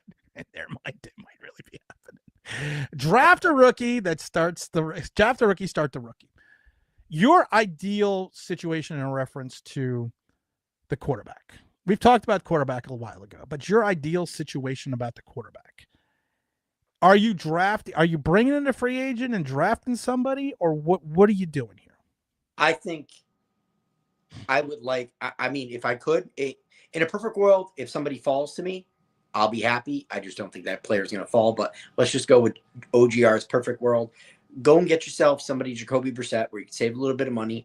You're okay with him starting for a little while. Go ahead and bring in Cam Ward. I think that's a good maturation. It's a good partnership. How long would you be okay with a Jacoby Brissett, a Jameis Winston, a Marcus Mariota starting for the team? What is the cutoff? Like Eli Manning, the Giants were 7-6 or 7-6 when they benched Kurt Warner to put in Eli Manning because they knew the rest of the schedule was going to be a destructive thing and Warner wasn't going to cut it. But I think at times they didn't put Eli in soon enough because of the fact that they were winning some games and they looked like they were going to play us. But as soon as they saw the playoff picture, they're like, no, fuck it, put in the kid. When do you think, if you have one of these three guys we just talked about, when do you think you put in that rookie? What's the appropriate amount of time? And does it change if you have Cam Ward or Shedeur Sanders? To me, it doesn't change. I see them both experience-wise the same. It all depends who you think fits your system better on those guys. But for me, I would say after Halloween. Okay. Give them the entire November, give them the entire December to go ahead and get as many games under his belt as possible. I like Danny here does. 40-year-old or 41-year-olds actually. Rodgers is still better than Daniel Jones. Well, that ain't saying much. Nope. We didn't talk about this. The Geno Smith trade. Geno Smith going to the Raiders, going to Pete Carroll. That, in my mind, that takes the Raiders out of the running to try to trade up to get a quarterback or hopefully a quarterback falls. But what does that do for Seattle in regards to putting themselves in a quarterback need position? Seattle, to me, you'll get a clue what Seattle's doing if they let because they have Sam Howell and they have named Jaron Hall. They do, but I just think if they trade away what's his face, I can't think of his number 14 wide receiver. Can't even think of it. DJ Metcalf. DJ Metcalf. If Metcalf goes, I mean, they have Jackson Smith and Jigba, so I mean, he outperformed DK last year. Maybe that just signals that, hey, we are trying to build now. Well, Seattle drafts 18th and 50th in their first two picks in this draft.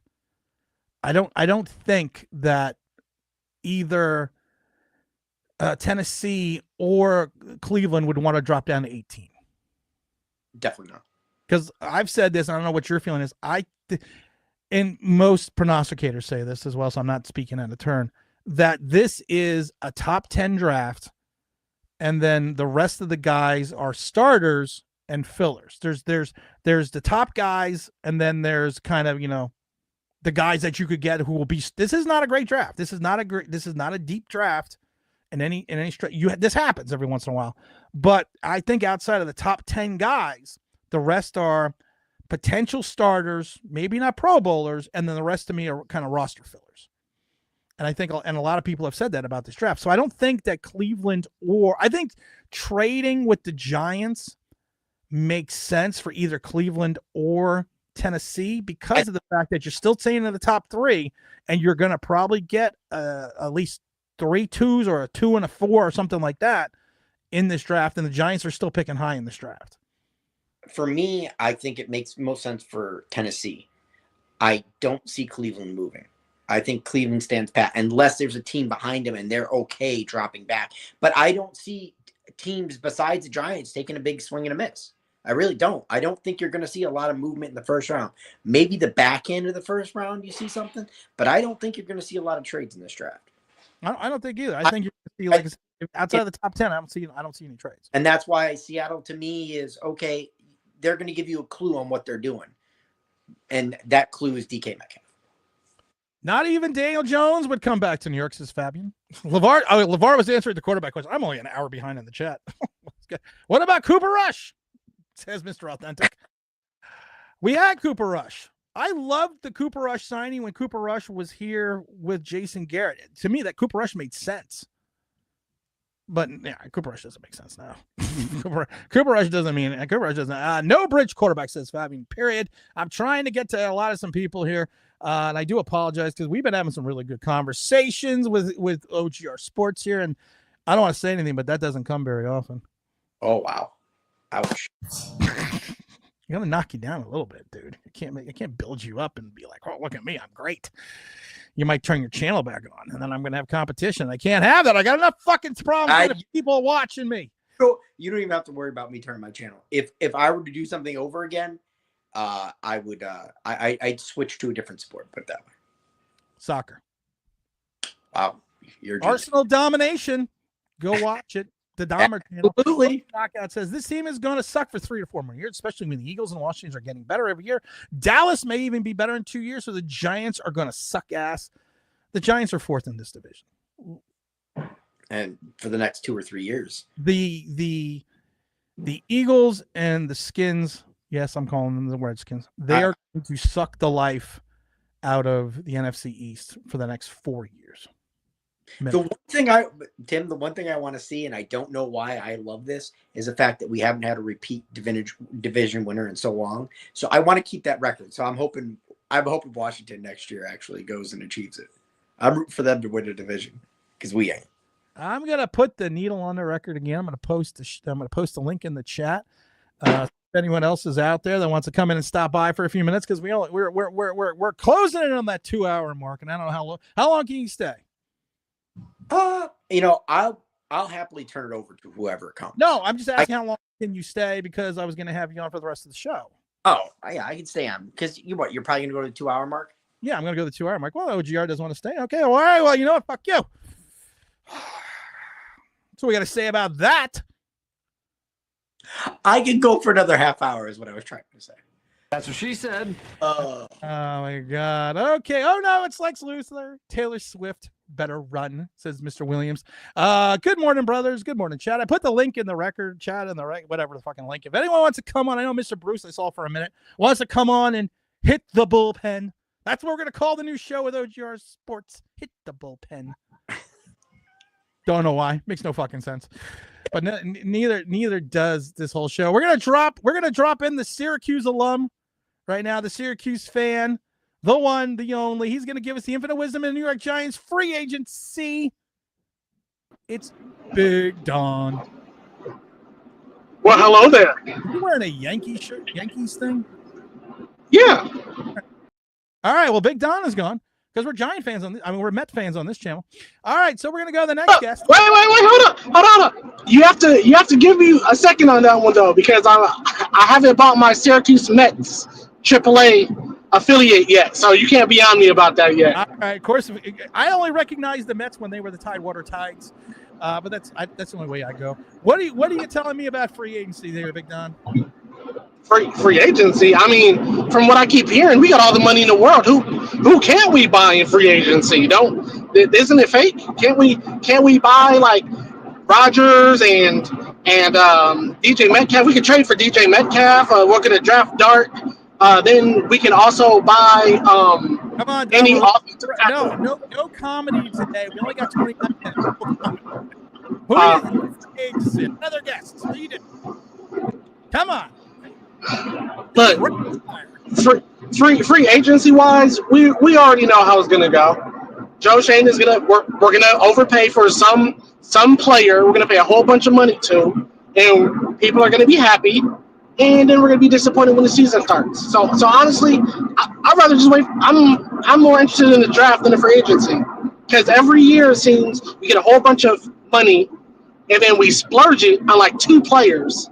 And everybody talks about how great those players are, and then they disappear. And then we're stuck with contracts again for a couple of years.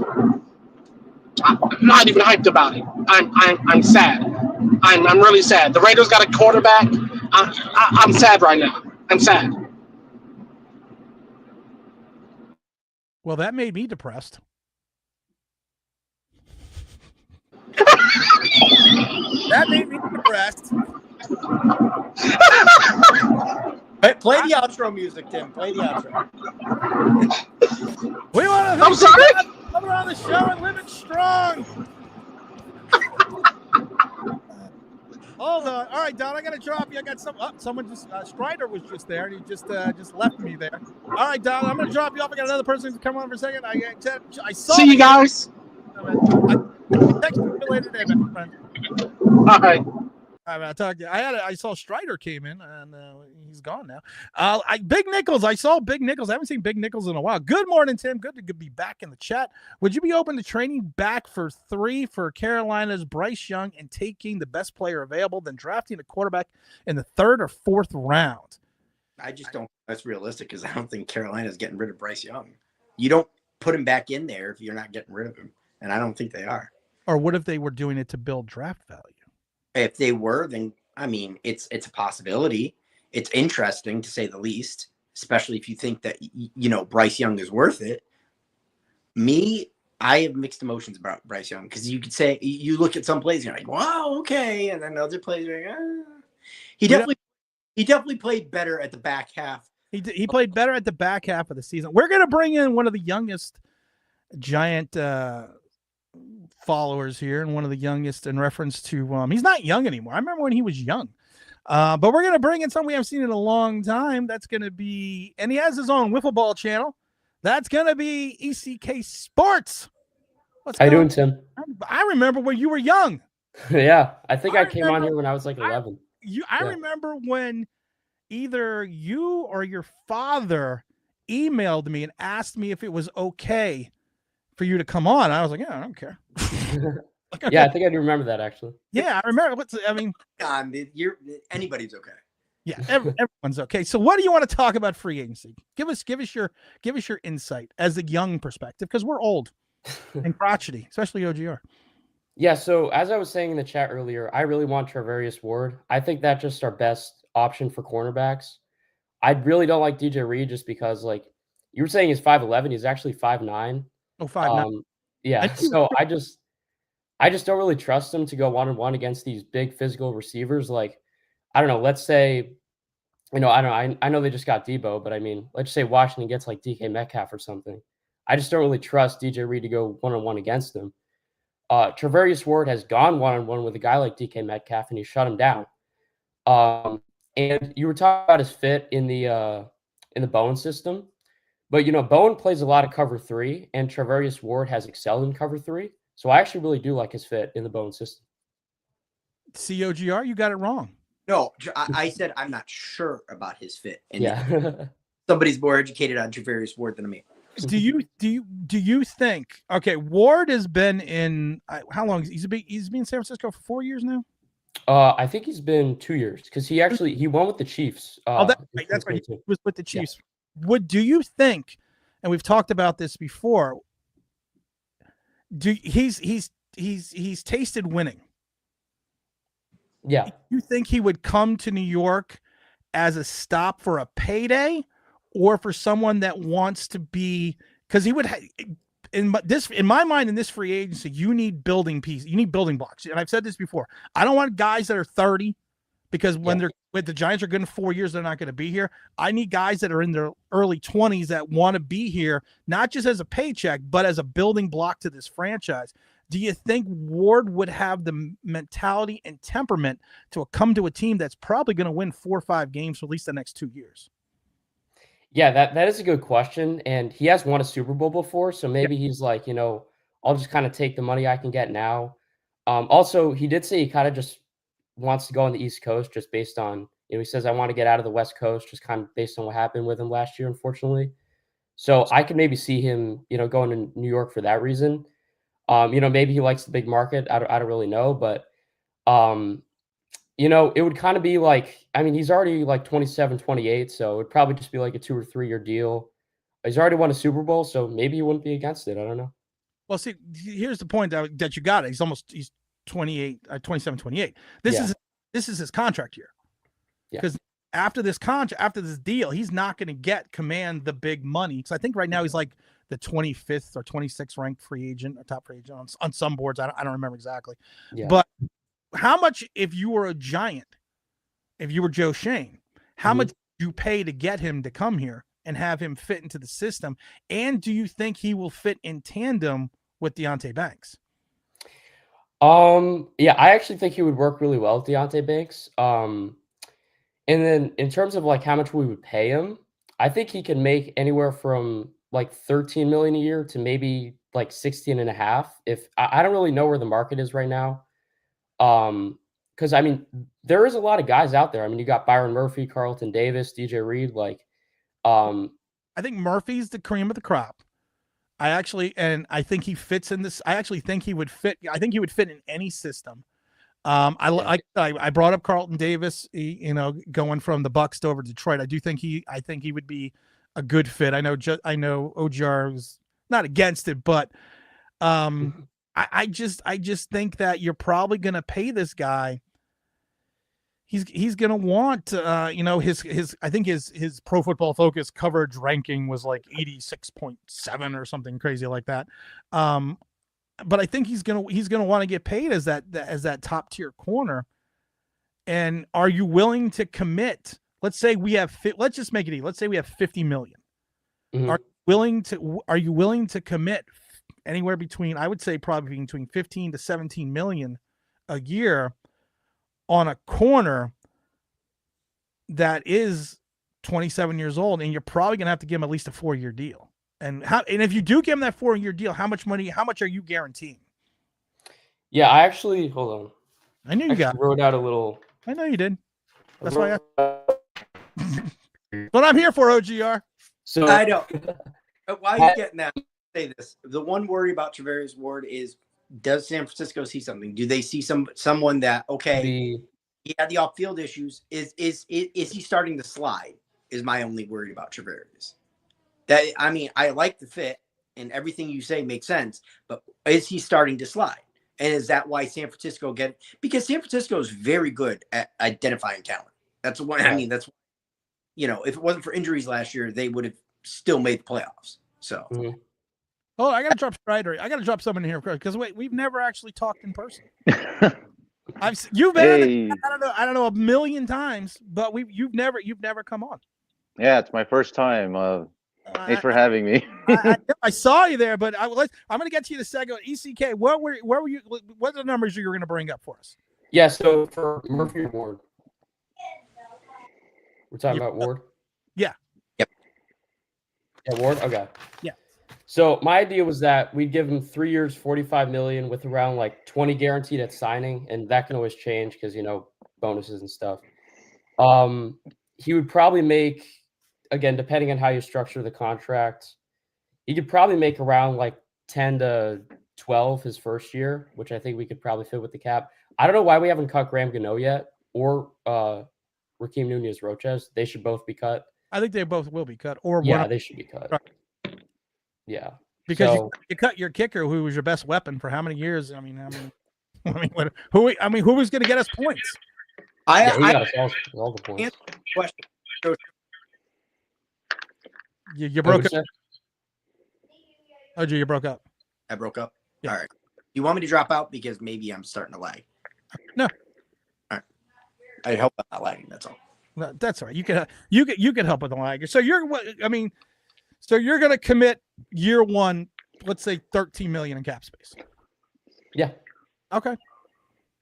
And then what's your second pick? What's your second free agent signing? I would go. I mean, it depends. Like, there are a few guys I like. Like, everyone talks about Will Freeze. I don't understand that. I don't really like him that much. There are two guys I have in mind. One of them is Patrick McCarry, and I really like him because, like, let's say Andrew Thomas goes down, which unfortunately is likely. Let's say when Andrew Thomas goes down. Yeah, when Andrew Thomas goes down, he has flexibility. He can play all 5 positions. I mean, if JMS is struggling, he can play center. So, I mean, he can pretty much do it all. He had a very good season last year. I think he only gave like one sack and like 1,000 snaps. So he's pretty good. And I don't think he's going to make that much. And then another guy that I like, I don't understand why nobody's talking about him because he's played all 3 positions on the interior. He's played really well on 3 different teams, and that's Evan Brown. He's still like 27, 28, very good in pass protection. He's kind of like John Runyon, but like better. So, and he's probably not going to cost much. So I don't understand why people aren't talking about him. So, Well, because right now people are talking about more of the big name guys. I think Evan Brown to me is almost like a Will Hernandez. He's a guy that's 28 years old. He's a guy that's there. He's a guy that plays well, but he doesn't have that spunk. He doesn't have that panache for the name right now.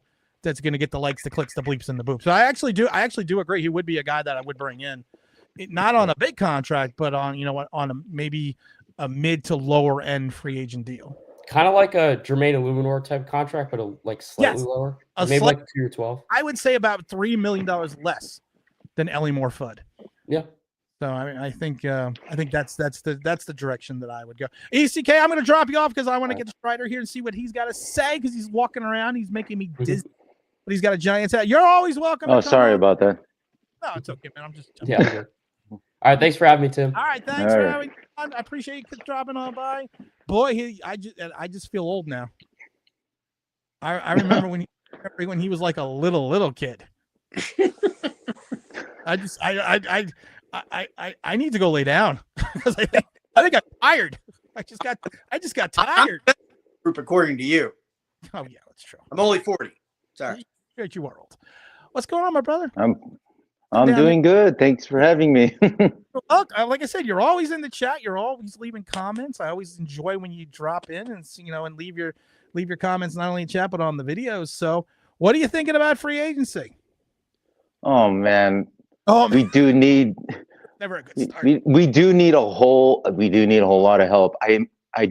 We do need like someone to help mentor Deontay Banks. Yep. Whether that's Ward or DJ Reed, I'm open for those. But after that, we have so many holes, even like offensive line. Yeah, Patrick McCarry sounds good. And what are we going to do something with the deep safety spot? Because that's not really Tyler Nubin. Tyler Nubin's more like in the box. Thank right? you. Yeah. And then also, I wanted to ask you like 2 things. Like, you open to trading up for the number 1 pick? And then 2, who are you going to restructure to free up some cap? Because Giants don't really have a lot of money. Well, the Giants have 50 plus million now. But we've said this before. To your point, you don't have a quarterback. You don't have a quarterback on the roster, and a quarterback is anywhere between 14 to 18% of your cap space, which means that would be to OG. When I was talking to OGR, I said 30 on the low end. If you sign, if you actually had a quarterback, so really you would only have about $25-30 million. I am more than open to trading for one. If the rumors were true that it would take a swap of firsts and 2/3, if that's true, and I don't know if it's true, I would run to do it because I think get Cam Ward.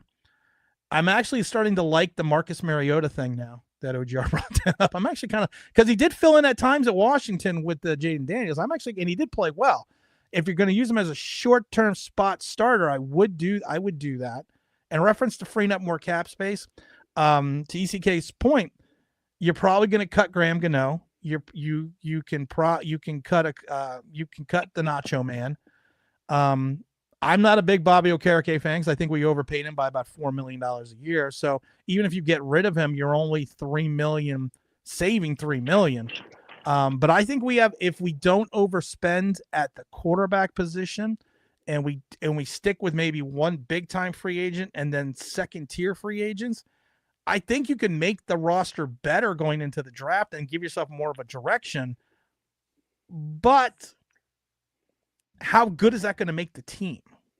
Yeah. Does that go from a 2-win team to a 6-win team? Tim, I'm going to ask one more thing. Are you open to restructures? I know you don't like to, No. but you have more caps. Yeah. Who are you going to restructure? I mean, you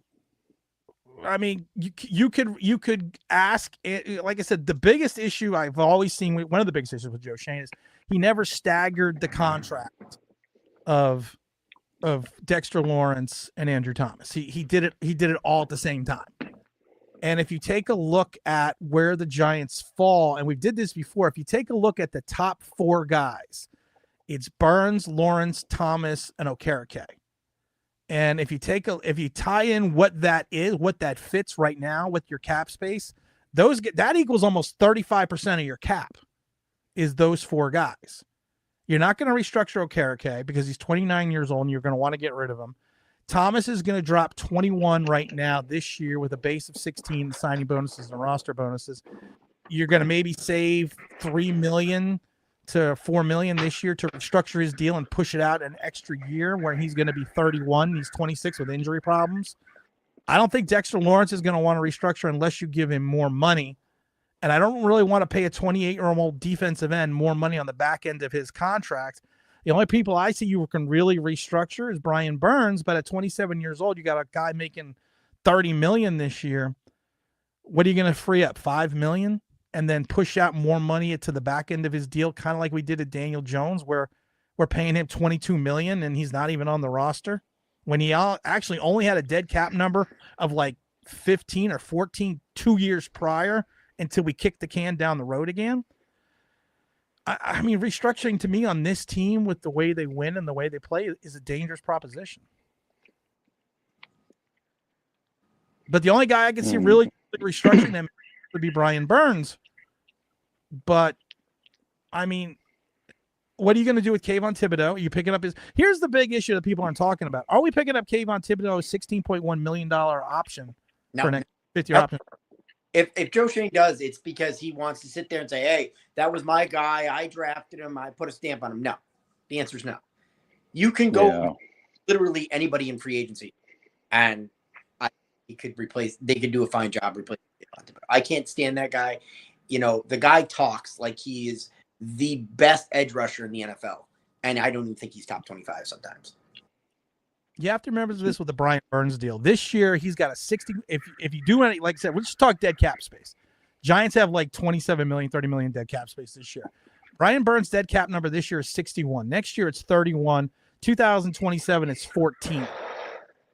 So then he has a cap hit of this year coming up 29, 30 in 2026, 32 in 2027, and then 32 in 2028. And then he's going to be 30 years old. I can't kick the can down the road on an 8-sack guy and have all this dead cap money. And I know it's down the road and no one cares besides most of the people in this chat. No one cares, you know, if we're going to have 40 million dead cap space because they're more worried about today. But I mean, OGR, who would you restructure? I mean, I gave it as an option. I know you don't want to. No, I'm just asking your opinion. My opinion is no, I don't restructure anybody. I take my 60 million and I go to town. You know, obviously no Roches and Graham Gano. I take my 60 million and I go. Is there anybody else left to cut? Maybe, but at the end of the day, I only have 40 people under contract. So I got to expand this roster up. Now, the reality is you put yourself in the place that you're in, and you're gonna have to live with it. I mean, the only guy you can restructure is Brian Burns, and you give valid points. That was the only guy I was going to say. And Dexter Lawrence is not going to be a long-term piece of this team because let's face it, if a new GM comes in next year, they're going to be looking to get rid of some guys to open up draft capital to restart their team because that's what's going to end up happening if you do not have a successful year. And for all intents and purposes, we don't look like we're going to have a successful year. I'm hoping you're only going to save $3 million if you cut Gano, and you're going to save a little under $4 million if you cut the Nacho Man. You can't even cut Devin Singletary because he's got a $6 million salary against a $6 million dead cap number. Isn't that sad? Like why? Yeah. Why every other team can figure out void years except for the Giants. We don't do that well. That doesn't work out. Howie Roseman. Where are you walking to? There you go, Howie Roseman. I don't know how he does it every year. Because he figured out that you take all the dead cap space up front. We've talked about it before. Like when Jalen Hyatt came and Jalen Hurts came in and said, "Listen, I want a no trade clause, or I'm not signing this fucking deal." And Howie said, "Okay." Because over the first 3 years, I have 100 million, 90 million, and 80 million in dead cap space. So no one's going to want to trade for you anyways because I can't. So sure, here you go, have a no trade clause. He front loads the contracts. He gives it all in signing bonuses. He eats the dead cap number if he has to, and then he has a lower salary. Like I said, Jalen Hurts doesn't make $30 million for like another 3 years. I mean, $30 million in salary against the salary cap. I think he's like 4.6% of their cap this year, like 6.8 next year, and like 8 the following year. And Joe Shane can't figure anything out about that. Well, he knows how to play Uno. So we got to give him that. My brother, do you have anything else to say? 'Cause I'm going to drop you off. 'Cause I'm going to bring some. No, man, I'm good. Thanks. Well, thank you for coming in. It's a pleasure finally getting to meet you. I love the Giants gear. And I love wherever you're at because it seems like a nice sunny day. No, it's pretty cold though. But yeah, it's a nice sunny day in California. Nice sunny day in California. Okay, I'm living in a nice sunny day. It's pretty cold. It's like 30 here. All right, man. All right, my brother, appreciate you coming on. I love when people come on that we haven't seen before forever, and people that have been. Oh, you're back again. The people don't that we never see. And we're at this. We got the 7-minute mark right here. Let's see if we got anyone else in the chat that I haven't seen in a while. We're gonna do a final wrap up. We got Mr. Jackson coming. Hey, Tim. Let's be honest. Joe's gonna find a way to piss away free agency and the season. We need a new regime. No, we need to hit the like button. Remember what do we got here? Remember, Browns blew 13 draft picks. Yeah, they did. Bobby Wagner is 34 years old. No, he's not. He's 497. Jeez. Fred Warner, that's 497 too. I want to talk, we didn't talk about this a little bit, and I want to, because we're only here for 2 hours. The running back position. We've talked about how you have Tyrone Tracy, how we're not getting rid of Devin Singletary because it's $6 million dead net cap number against a $6 million salary. Are you, if you're the Giants, the draft is not devoid of talent in reference to the running game, OGR. But is there a guy in free agency that you may want to bring in for the Giants? Because I don't get the warm, fuzzy feeling, right? And I know I'm probably one of the few people. I was looking at that earlier, and I like the jack of all trades that Javonte Williams is, but I don't point in having Javonte Williams if you have Devin Singletary. Well, that's the thing. The Devin Singletary thing really kind of screws everything up. So your answer is you're drafting another running back if the Giants even do that. But are you happy with the motor and the turbo and no? The reality is no. I don't like anything. I don't even like Devin Singletary, to be honest with you. No, I don't. I hated that. I hated that signing from day one. But I think everyone knows that. So, but you're not going after like I like Tyrone. I like Tyrone Tracy. Okay, but what do you? I mean, okay. Tyrone Tracy at times looked phenomenal, and I think a lot of his good plays overshadowed some of the things that he didn't do well in reference to running the ball. There is a lot of times that Tyrone Tracy was Saquon Barkley-esque, where he would have 11 carries for 17 yards, then break 1 for 50, and then you say, oh, well, he had 12 carries for 68 yards. That's great. Well, not really. No, it's not. I think he had a lot of games like that where you saw the flashes, you saw the big plays, but you didn't see him grind out. Like Saquon Barkley in the Super Bowl did not have a big play, but he still ran the ball like 30 times. I mean, he still grinded it out, and I don't know if Tyrone Tracy is capable of doing that.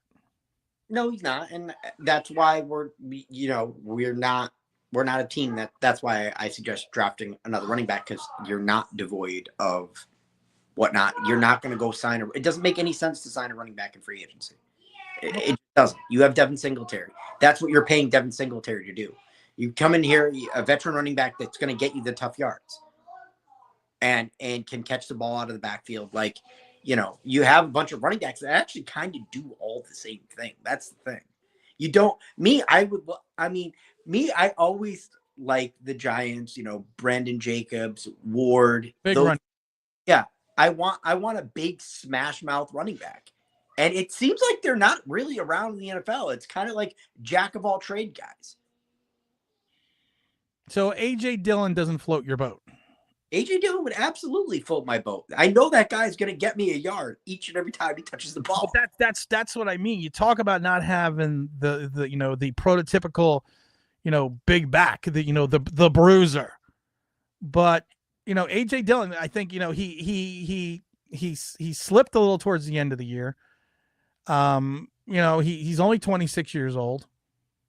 I mean, he had a 2-year, I think he had a 1-year, $2 million, $3 million deal last year. I mean, I think someone like A.J. Dillon could come in and, maybe at the same $6 million type salary as Devin Singletary and do more than Devin Singletary. Then you just look stupid as a general manager at that point. Did you watch Hard Knocks? Yes, I know my general manager is stupid. I was like, did you watch Hard Knocks? Because I think that was the theme of Hard Knocks.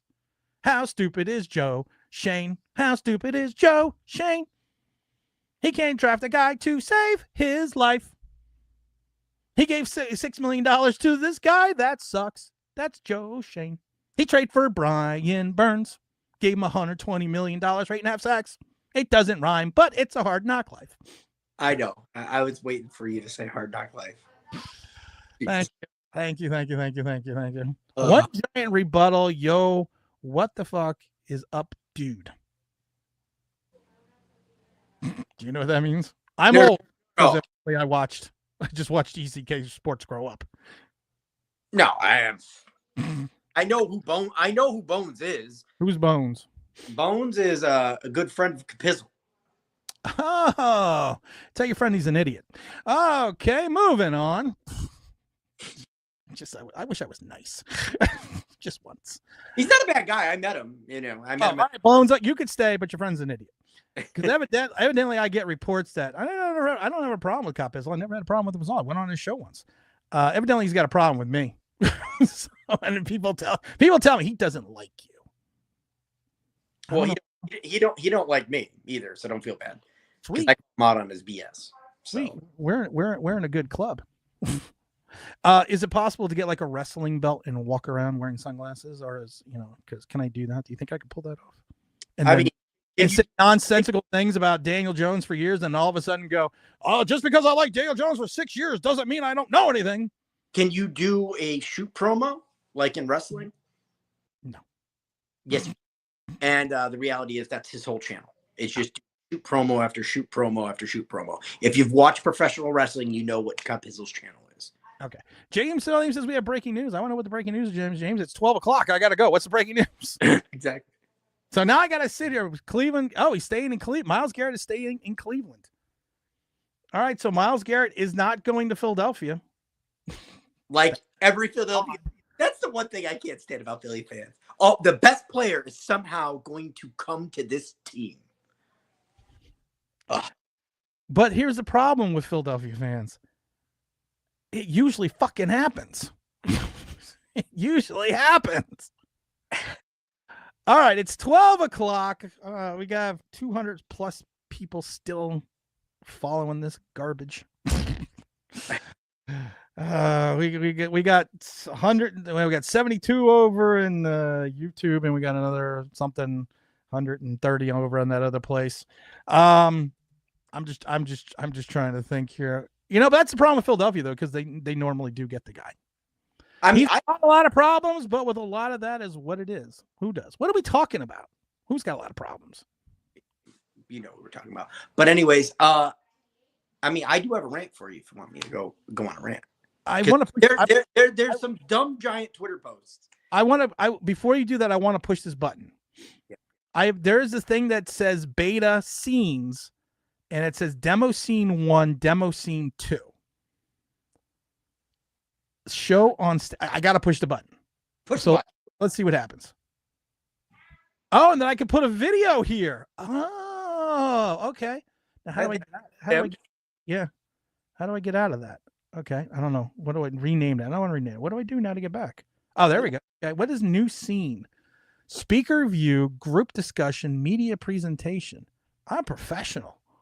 I know. Look at you. You could put up a video or a picture and point to, like, if you want to point something out. That's too much fucking effort. It's too much. Oh yeah, definitely. I told my wife I'm going to be professional just because I wanted her to make breakfast and I didn't feel like it.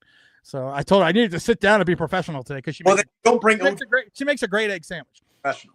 She makes a better thing. But since you have it,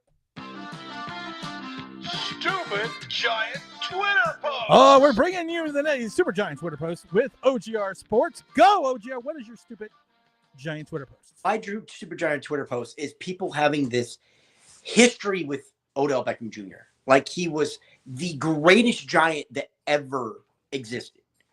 It was 3 years. And then he got injured. And then he had 2,000-yard seasons. And he hasn't had one since. That did not make a mark of somebody who deserves to be in the Giants Hall of Fame, that deserves to be in the Giants Ring of Honor. Stop it. Stop with this Odell nonsense. He was a good Giant for 3 years. And that's it. And what Dave Gettleman did to him was wrong. But at the end of the day, Dave Gettleman kind of looks right, doesn't he? I always go back to this and I love OBJ. I have a picture of the catch, an autograph picture of the catch over there.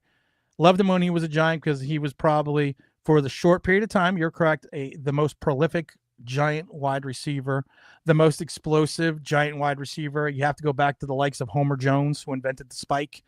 To have a wide receiver that had that type of speed and that type of ability. But I always go to this. How many playoff games did he win? Exactly. Just because we have a lot of players that are like Gale Sayers, the Kansas Comet. He made the Hall of Fame because he did change the league with Chicago, but he only was in the league for 5 years and he got hurt after 3 and he was never the same player. But he was prolific when he was healthy. Oh, exactly. I love OBJ was a product of a bad team that Jerry Reese bought a playoff win. Oh no, that was before that. No, so he was just a product of a bad team. That's right. I was going to go on right, but I had to stop myself because he wasn't. He was just a product of a bad team. That's all he is. And you're right. Gettleman is the one that bought the playoff win. And that's it. And that's all we had. And that's his career. And what has he done? People will tell you, though, he won a ring with the Rams. And that's great. And, good for him. And he was able to play off a Cooper Kupp. Boy, people say, that's great. Good for him. Fucking asshole.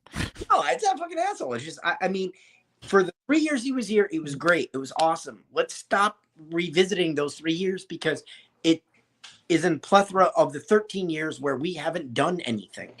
Is this Bones guy wants to come on? Is he gonna be an idiot? I don't think Bones is. When I met him, he seems like a nice kid. But Bones, are you gonna be an idiot? Hey, I didn't think this would be a job interview. So if it's gonna be like that, it is what it is. What's up, guys? It's a job interview.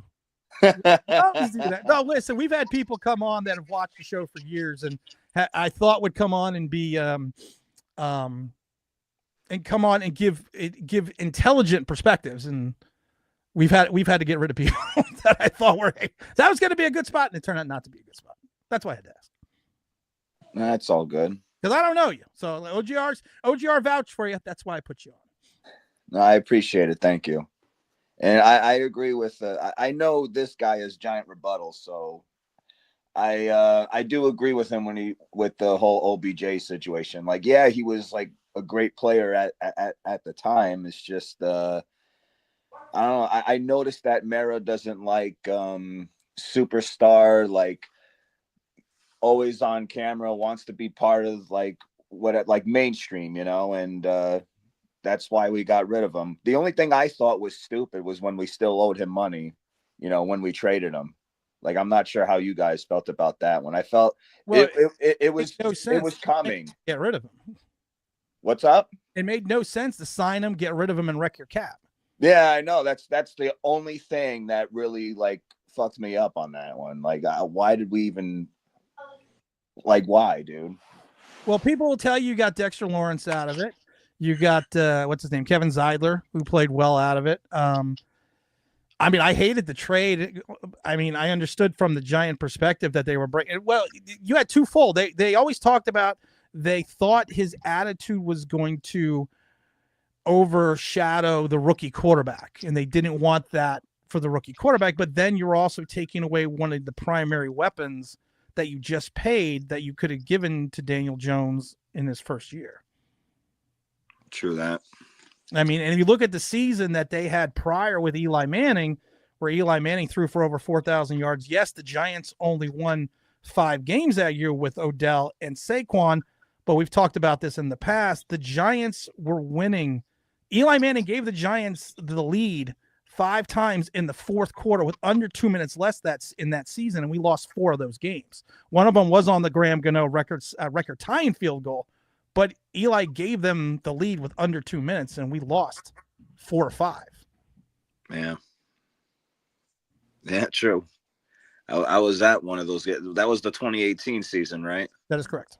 Yeah. No, I was at I was at Lincoln Financial Field when we had them by it was like a 22-6 lead we had against the Eagles, and they slowly came back on us. It was disgusting.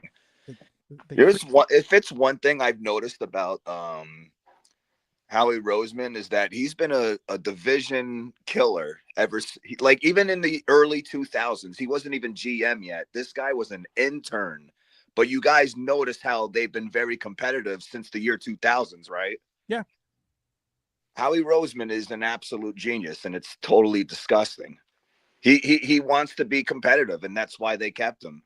And I think he was GM by the start of 2010. Sick, dude. Well, I always, I mean, I live near Philadelphia, so I'm always been a Howie fan. I always talked about the fact that even if you look at his Super Bowl win and then the year collapse that they had because of salary cap issues, because of the Carson Wentz contract, he revamped that team in a year. And no one talks about the fact that the Eagles have gone to the Super Bowl 3 times in 7 years and won 2. And he understands that you build, he gets the fact with the salary cap, you give everyone the money up front, you give it to them in the bonus money, you make this huge dead cap number the first couple of years. And then, like I've talked about before, Jalen Hurts does not count for more than 8% of the total salary in Philadelphia for another 3 years. He's not going to make over 30. He's not going to make 30 million. I mean, right. He understands how to build a roster and how to draft and how to continuously bring guys in and not circumvent the cap, but actually work the cap. Like, so I always said we need to send him like a 5th round pick and ask him to draft our 1st and 2nd rounders for us, because their drafts since 2020 have been disgusting. The number of players that have come in and are currently starters. Yeah. Our GM looked so arrogant on Hard Knocks, dude. And I didn't even want to be on Hard Knocks to begin with, because my brother would always say that Hard Knocks is all it does is jinx the team. Yeah. And they could have done it at the most worst time when we let our face of the franchise walk the way we did. Well, here's the other thing, Bones. The reality is John Mayer for years has refused on Hard Knocks. and he wants to remain relevant. And he thought, okay, I have these two guys that have this vision. Okay, let me go on Hard Knocks because, you know, I'm going to prove – he wants to prove everybody wrong, but he's making the same mistakes over and over. Nah, dude, he made us look so bad, dude. Oh, absolutely. Absolutely. So bad. Come on. His wife with the bedazzled hat playing Uno at the table. I think that is the look that is always going to be there. Because my wife and I talk about this all the time. When we play Uno, she always gets her bedazzled hat on and her sweater and everything else. You know, we always do that because you knew it was natural. And that's the thing with Joe Shane. I think nothing about him is natural. And I always thought Hard Knocks was the Joe Shane show, that he was building something for himself for my reality TV career after I get fired, you know, for doing an extremely incompetent job. Because if you watched what he did football-wise in Hard Knocks, you have to question everything that he's done, and you have to question everything that he is going to do now because he was wrong about everything. It makes you question what he did for the Bills, no? I said they locked him in the closet when they drafted Josh Allen. Yo, for real. That's what I think he did. They said, Joe, get some coffee. We're going to take the kid from Wyoming. Oh, that's sick, dude. That's just him. Who are you taking, though, in this? Who do you want to take at 3, and do you want to move up to 1 or 2? I'm not so sold on Sanders because I feel he's a little overhyped. Maybe Cam Ward, if not Travis Hunter. We need a quarterback, bro. We're up to that point. Well, according to Joe Shane, Joe Shane just said recently at the Combine, the quarterback is the most important position in the NFL. Then might as well trade in. He should have listened to his son last year, bro. Well, Washington wasn't giving up, but I said it a year. I've been saying it for a while now. Last year, I would have taken someone like I would have traded down, taken Penix, and still grabbed someone like Aladdin McConkey or Brian Thomas Jr. in the mid-20s. So you feel that they actually have offered? It's just Washington turned it down. I don't think Washington had any mindset. I think they were better off going with the Pats, getting something done with them than they were with Washington, because Washington was in a perfect position. You know, you're just getting over Sam Howell. You just traded him. You were taking May or Daniels. They just fell in. Just the right guy fell to them that year. I didn't think they were even considering moving out of that position. In that case, I feel Joe Shane should trade in and get at Cam Ward. might as well try to win. The rumors have been swapped of 1 and 2 third-rounders for Cam Ward. Would you do that to move from 3 to 1? Sure. Because you figure Trubisky, they swapped 1s, and I think it was a 3 and a 5 after that when the Bears made the Trubisky move. So I don't think it's that big. I don't think that was that big of a leap to get rid of 2 3s, because Joe would have fucked them up the 3s anyways. So, you might as well just get rid of them and get a quarterback. Who is your big free? I got to go in a few minutes, but who is your big free agent target this year? Who do you think the Giants should kind of lay their hat on and say, okay, we got potentially $60 million in cap. We need probably 12 out of 22 starters. If you're starting your free agent class, who are you bringing in? I mean, I haven't been paying too much attention to free agency, so I really don't know who's available at this moment. Okay. But okay. All right. That's fair. Because not, like I said, not everyone sits there and follows free agency. What do you think the Giants are going to do? What do you think? I should praise it this way. You've seen the schedule. You've seen the home schedule. I mean, I think we're going to be, I think we're 1-15 over the next 2 years at home, after counting last year, of course, because of what our schedule looks like. With the way this Giant team is, with the way Joe Shane works, what do you think we're going to end up? I mean, win-loss wise. Win-loss wise, we'll probably win 5 to 6 games. 5 to 6. Who's your quarterback if you don't get Cam Ward? We don't get Cam Ward. You don't get Cam. Let's say Cam goes 1, Sanders goes 2. I don't have a problem with Travis Hunter at 3 if both of the guys are off the board. I think you're going to make him more of a. I mean, Travis Hunter was something I was aiming for because we don't even look like we haven't been looking like the franchise that would trade down for like a long ass time. We've been so concerned. We'll just be like, oh, just let them take their picks and we'll take whoever is available. So Travis Hunter is literally like our most likely person to draft.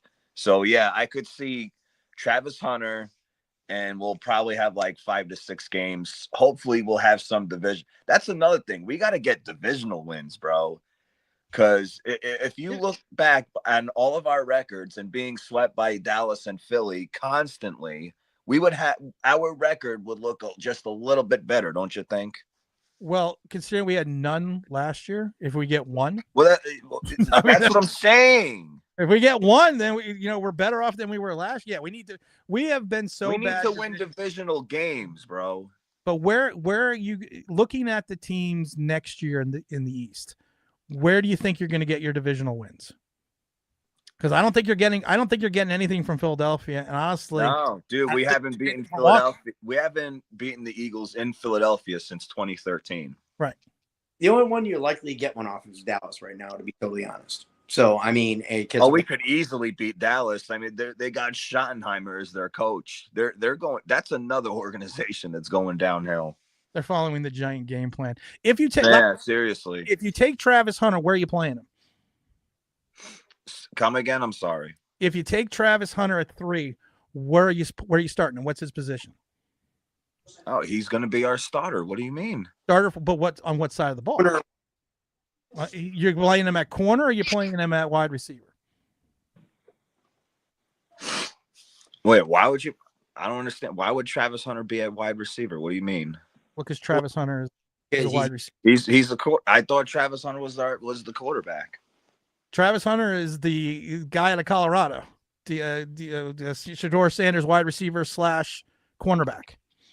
Ah, son of a bitch, dude. He's that guy. Fucking A, man. Bones? Did you mean Cam Ward is what you rather want Shedeur? Yeah, I mean it's ideal. Shit. Now he got me in a corner right now. Fuck. That's fucking wild. That's what we do here. Yeah. It's not a lot of stupid shit. That's what we do here. Nah, that's cool, bro. Like I said, I like Travis Hunter. If Travis Hunter was there at 3, I'm taking him and I'm putting him at corner. Yeah, same here. We kind of do need corner now, don't we? Yeah, he's a guy that's slight of build. He was prolific with Shedeur at the wide receiver position. He played well at corner. He goes to the Deion Sanders school of tackling, literally, because he doesn't throw his head into anything. But he's a guy that he could be a lockdown corner, and he's someone that could prevent the wide. So one of the things we don't do well is prevent the wide receiver from actually catching the ball and not worry about making the tackle afterwards. And now at this point, you figure you have 2 solid quality corners. Your Ghost brothers are actually going to be able to get there, and voila, your defense is instantly better. Or at least that's. I have that Phil Simms poster on my other wall. Oh, this one? I have that one on the other wall. Oh wow, yeah. This actually belonged to my grandfather. It was in his office. Wow. First ECK Sports comes on, it makes me feel old, and now your grandfather had that. Nah, dude, it's. I should just want to get hit by a fucking car today. This picture over here is a classic, bro. Oh yeah. And I had that. There was. That's not the. That's either the 80. I think that's the 83 poster. Sounds about right. Yeah. I think that's the 80. It's the 83 poster because it was. No, either it was the 82 because they also made a smaller one. Wow, I am old. Because I actually think I have it somewhere over here next to the Phil Simms helmet. But okay. Well, Bones, I'm going to drop you off because I appreciate you coming on because I got to get out of here. So I'm supposed to get out of here. We only usually go 2 hours. You're more than welcome to come back anytime you want to. Yeah, thank you for having me. It was a pleasure having you on, and anytime you're available and you see us in the chat, just drop on by and put a link. Ask for a request and link, and we'll put you in the chat. All right, sounds good, man. Thank you. Thank you, guys. Thank you. All right, well, that went well. All right, that worked. All right, OGR, I got to get out of here. It is late. Right. It is. Do you have anything else you want to say? Because we're 20 minutes over time. Yeah. I mean, just send it out there, Tim. Well, I appreciate you hanging out for the last 2 hours and 20 minutes. It's fun. We've I can say it now because we're leaving. But I want to thank all the people. For some ungodly reason, we are always getting a good Twitter following. We got We still have 138 plus on Twitter. We still got another 70 over on the YouTube. So I want another successful stream. It's like you're good at what you do, Tim. It's like you're professional. And on that note, with that kiss-ass note, because I know it's sarcastic, this is Tim Sear, trying to Power Down Lane, Big Blue LLC. Want to thank OGR, want to thank Strider, want to thank ECK, want to thank Big Don, want to thank Bones from rolling in. And you know what, guys? Don't go anywhere, OGR, because we're out of here. Peace.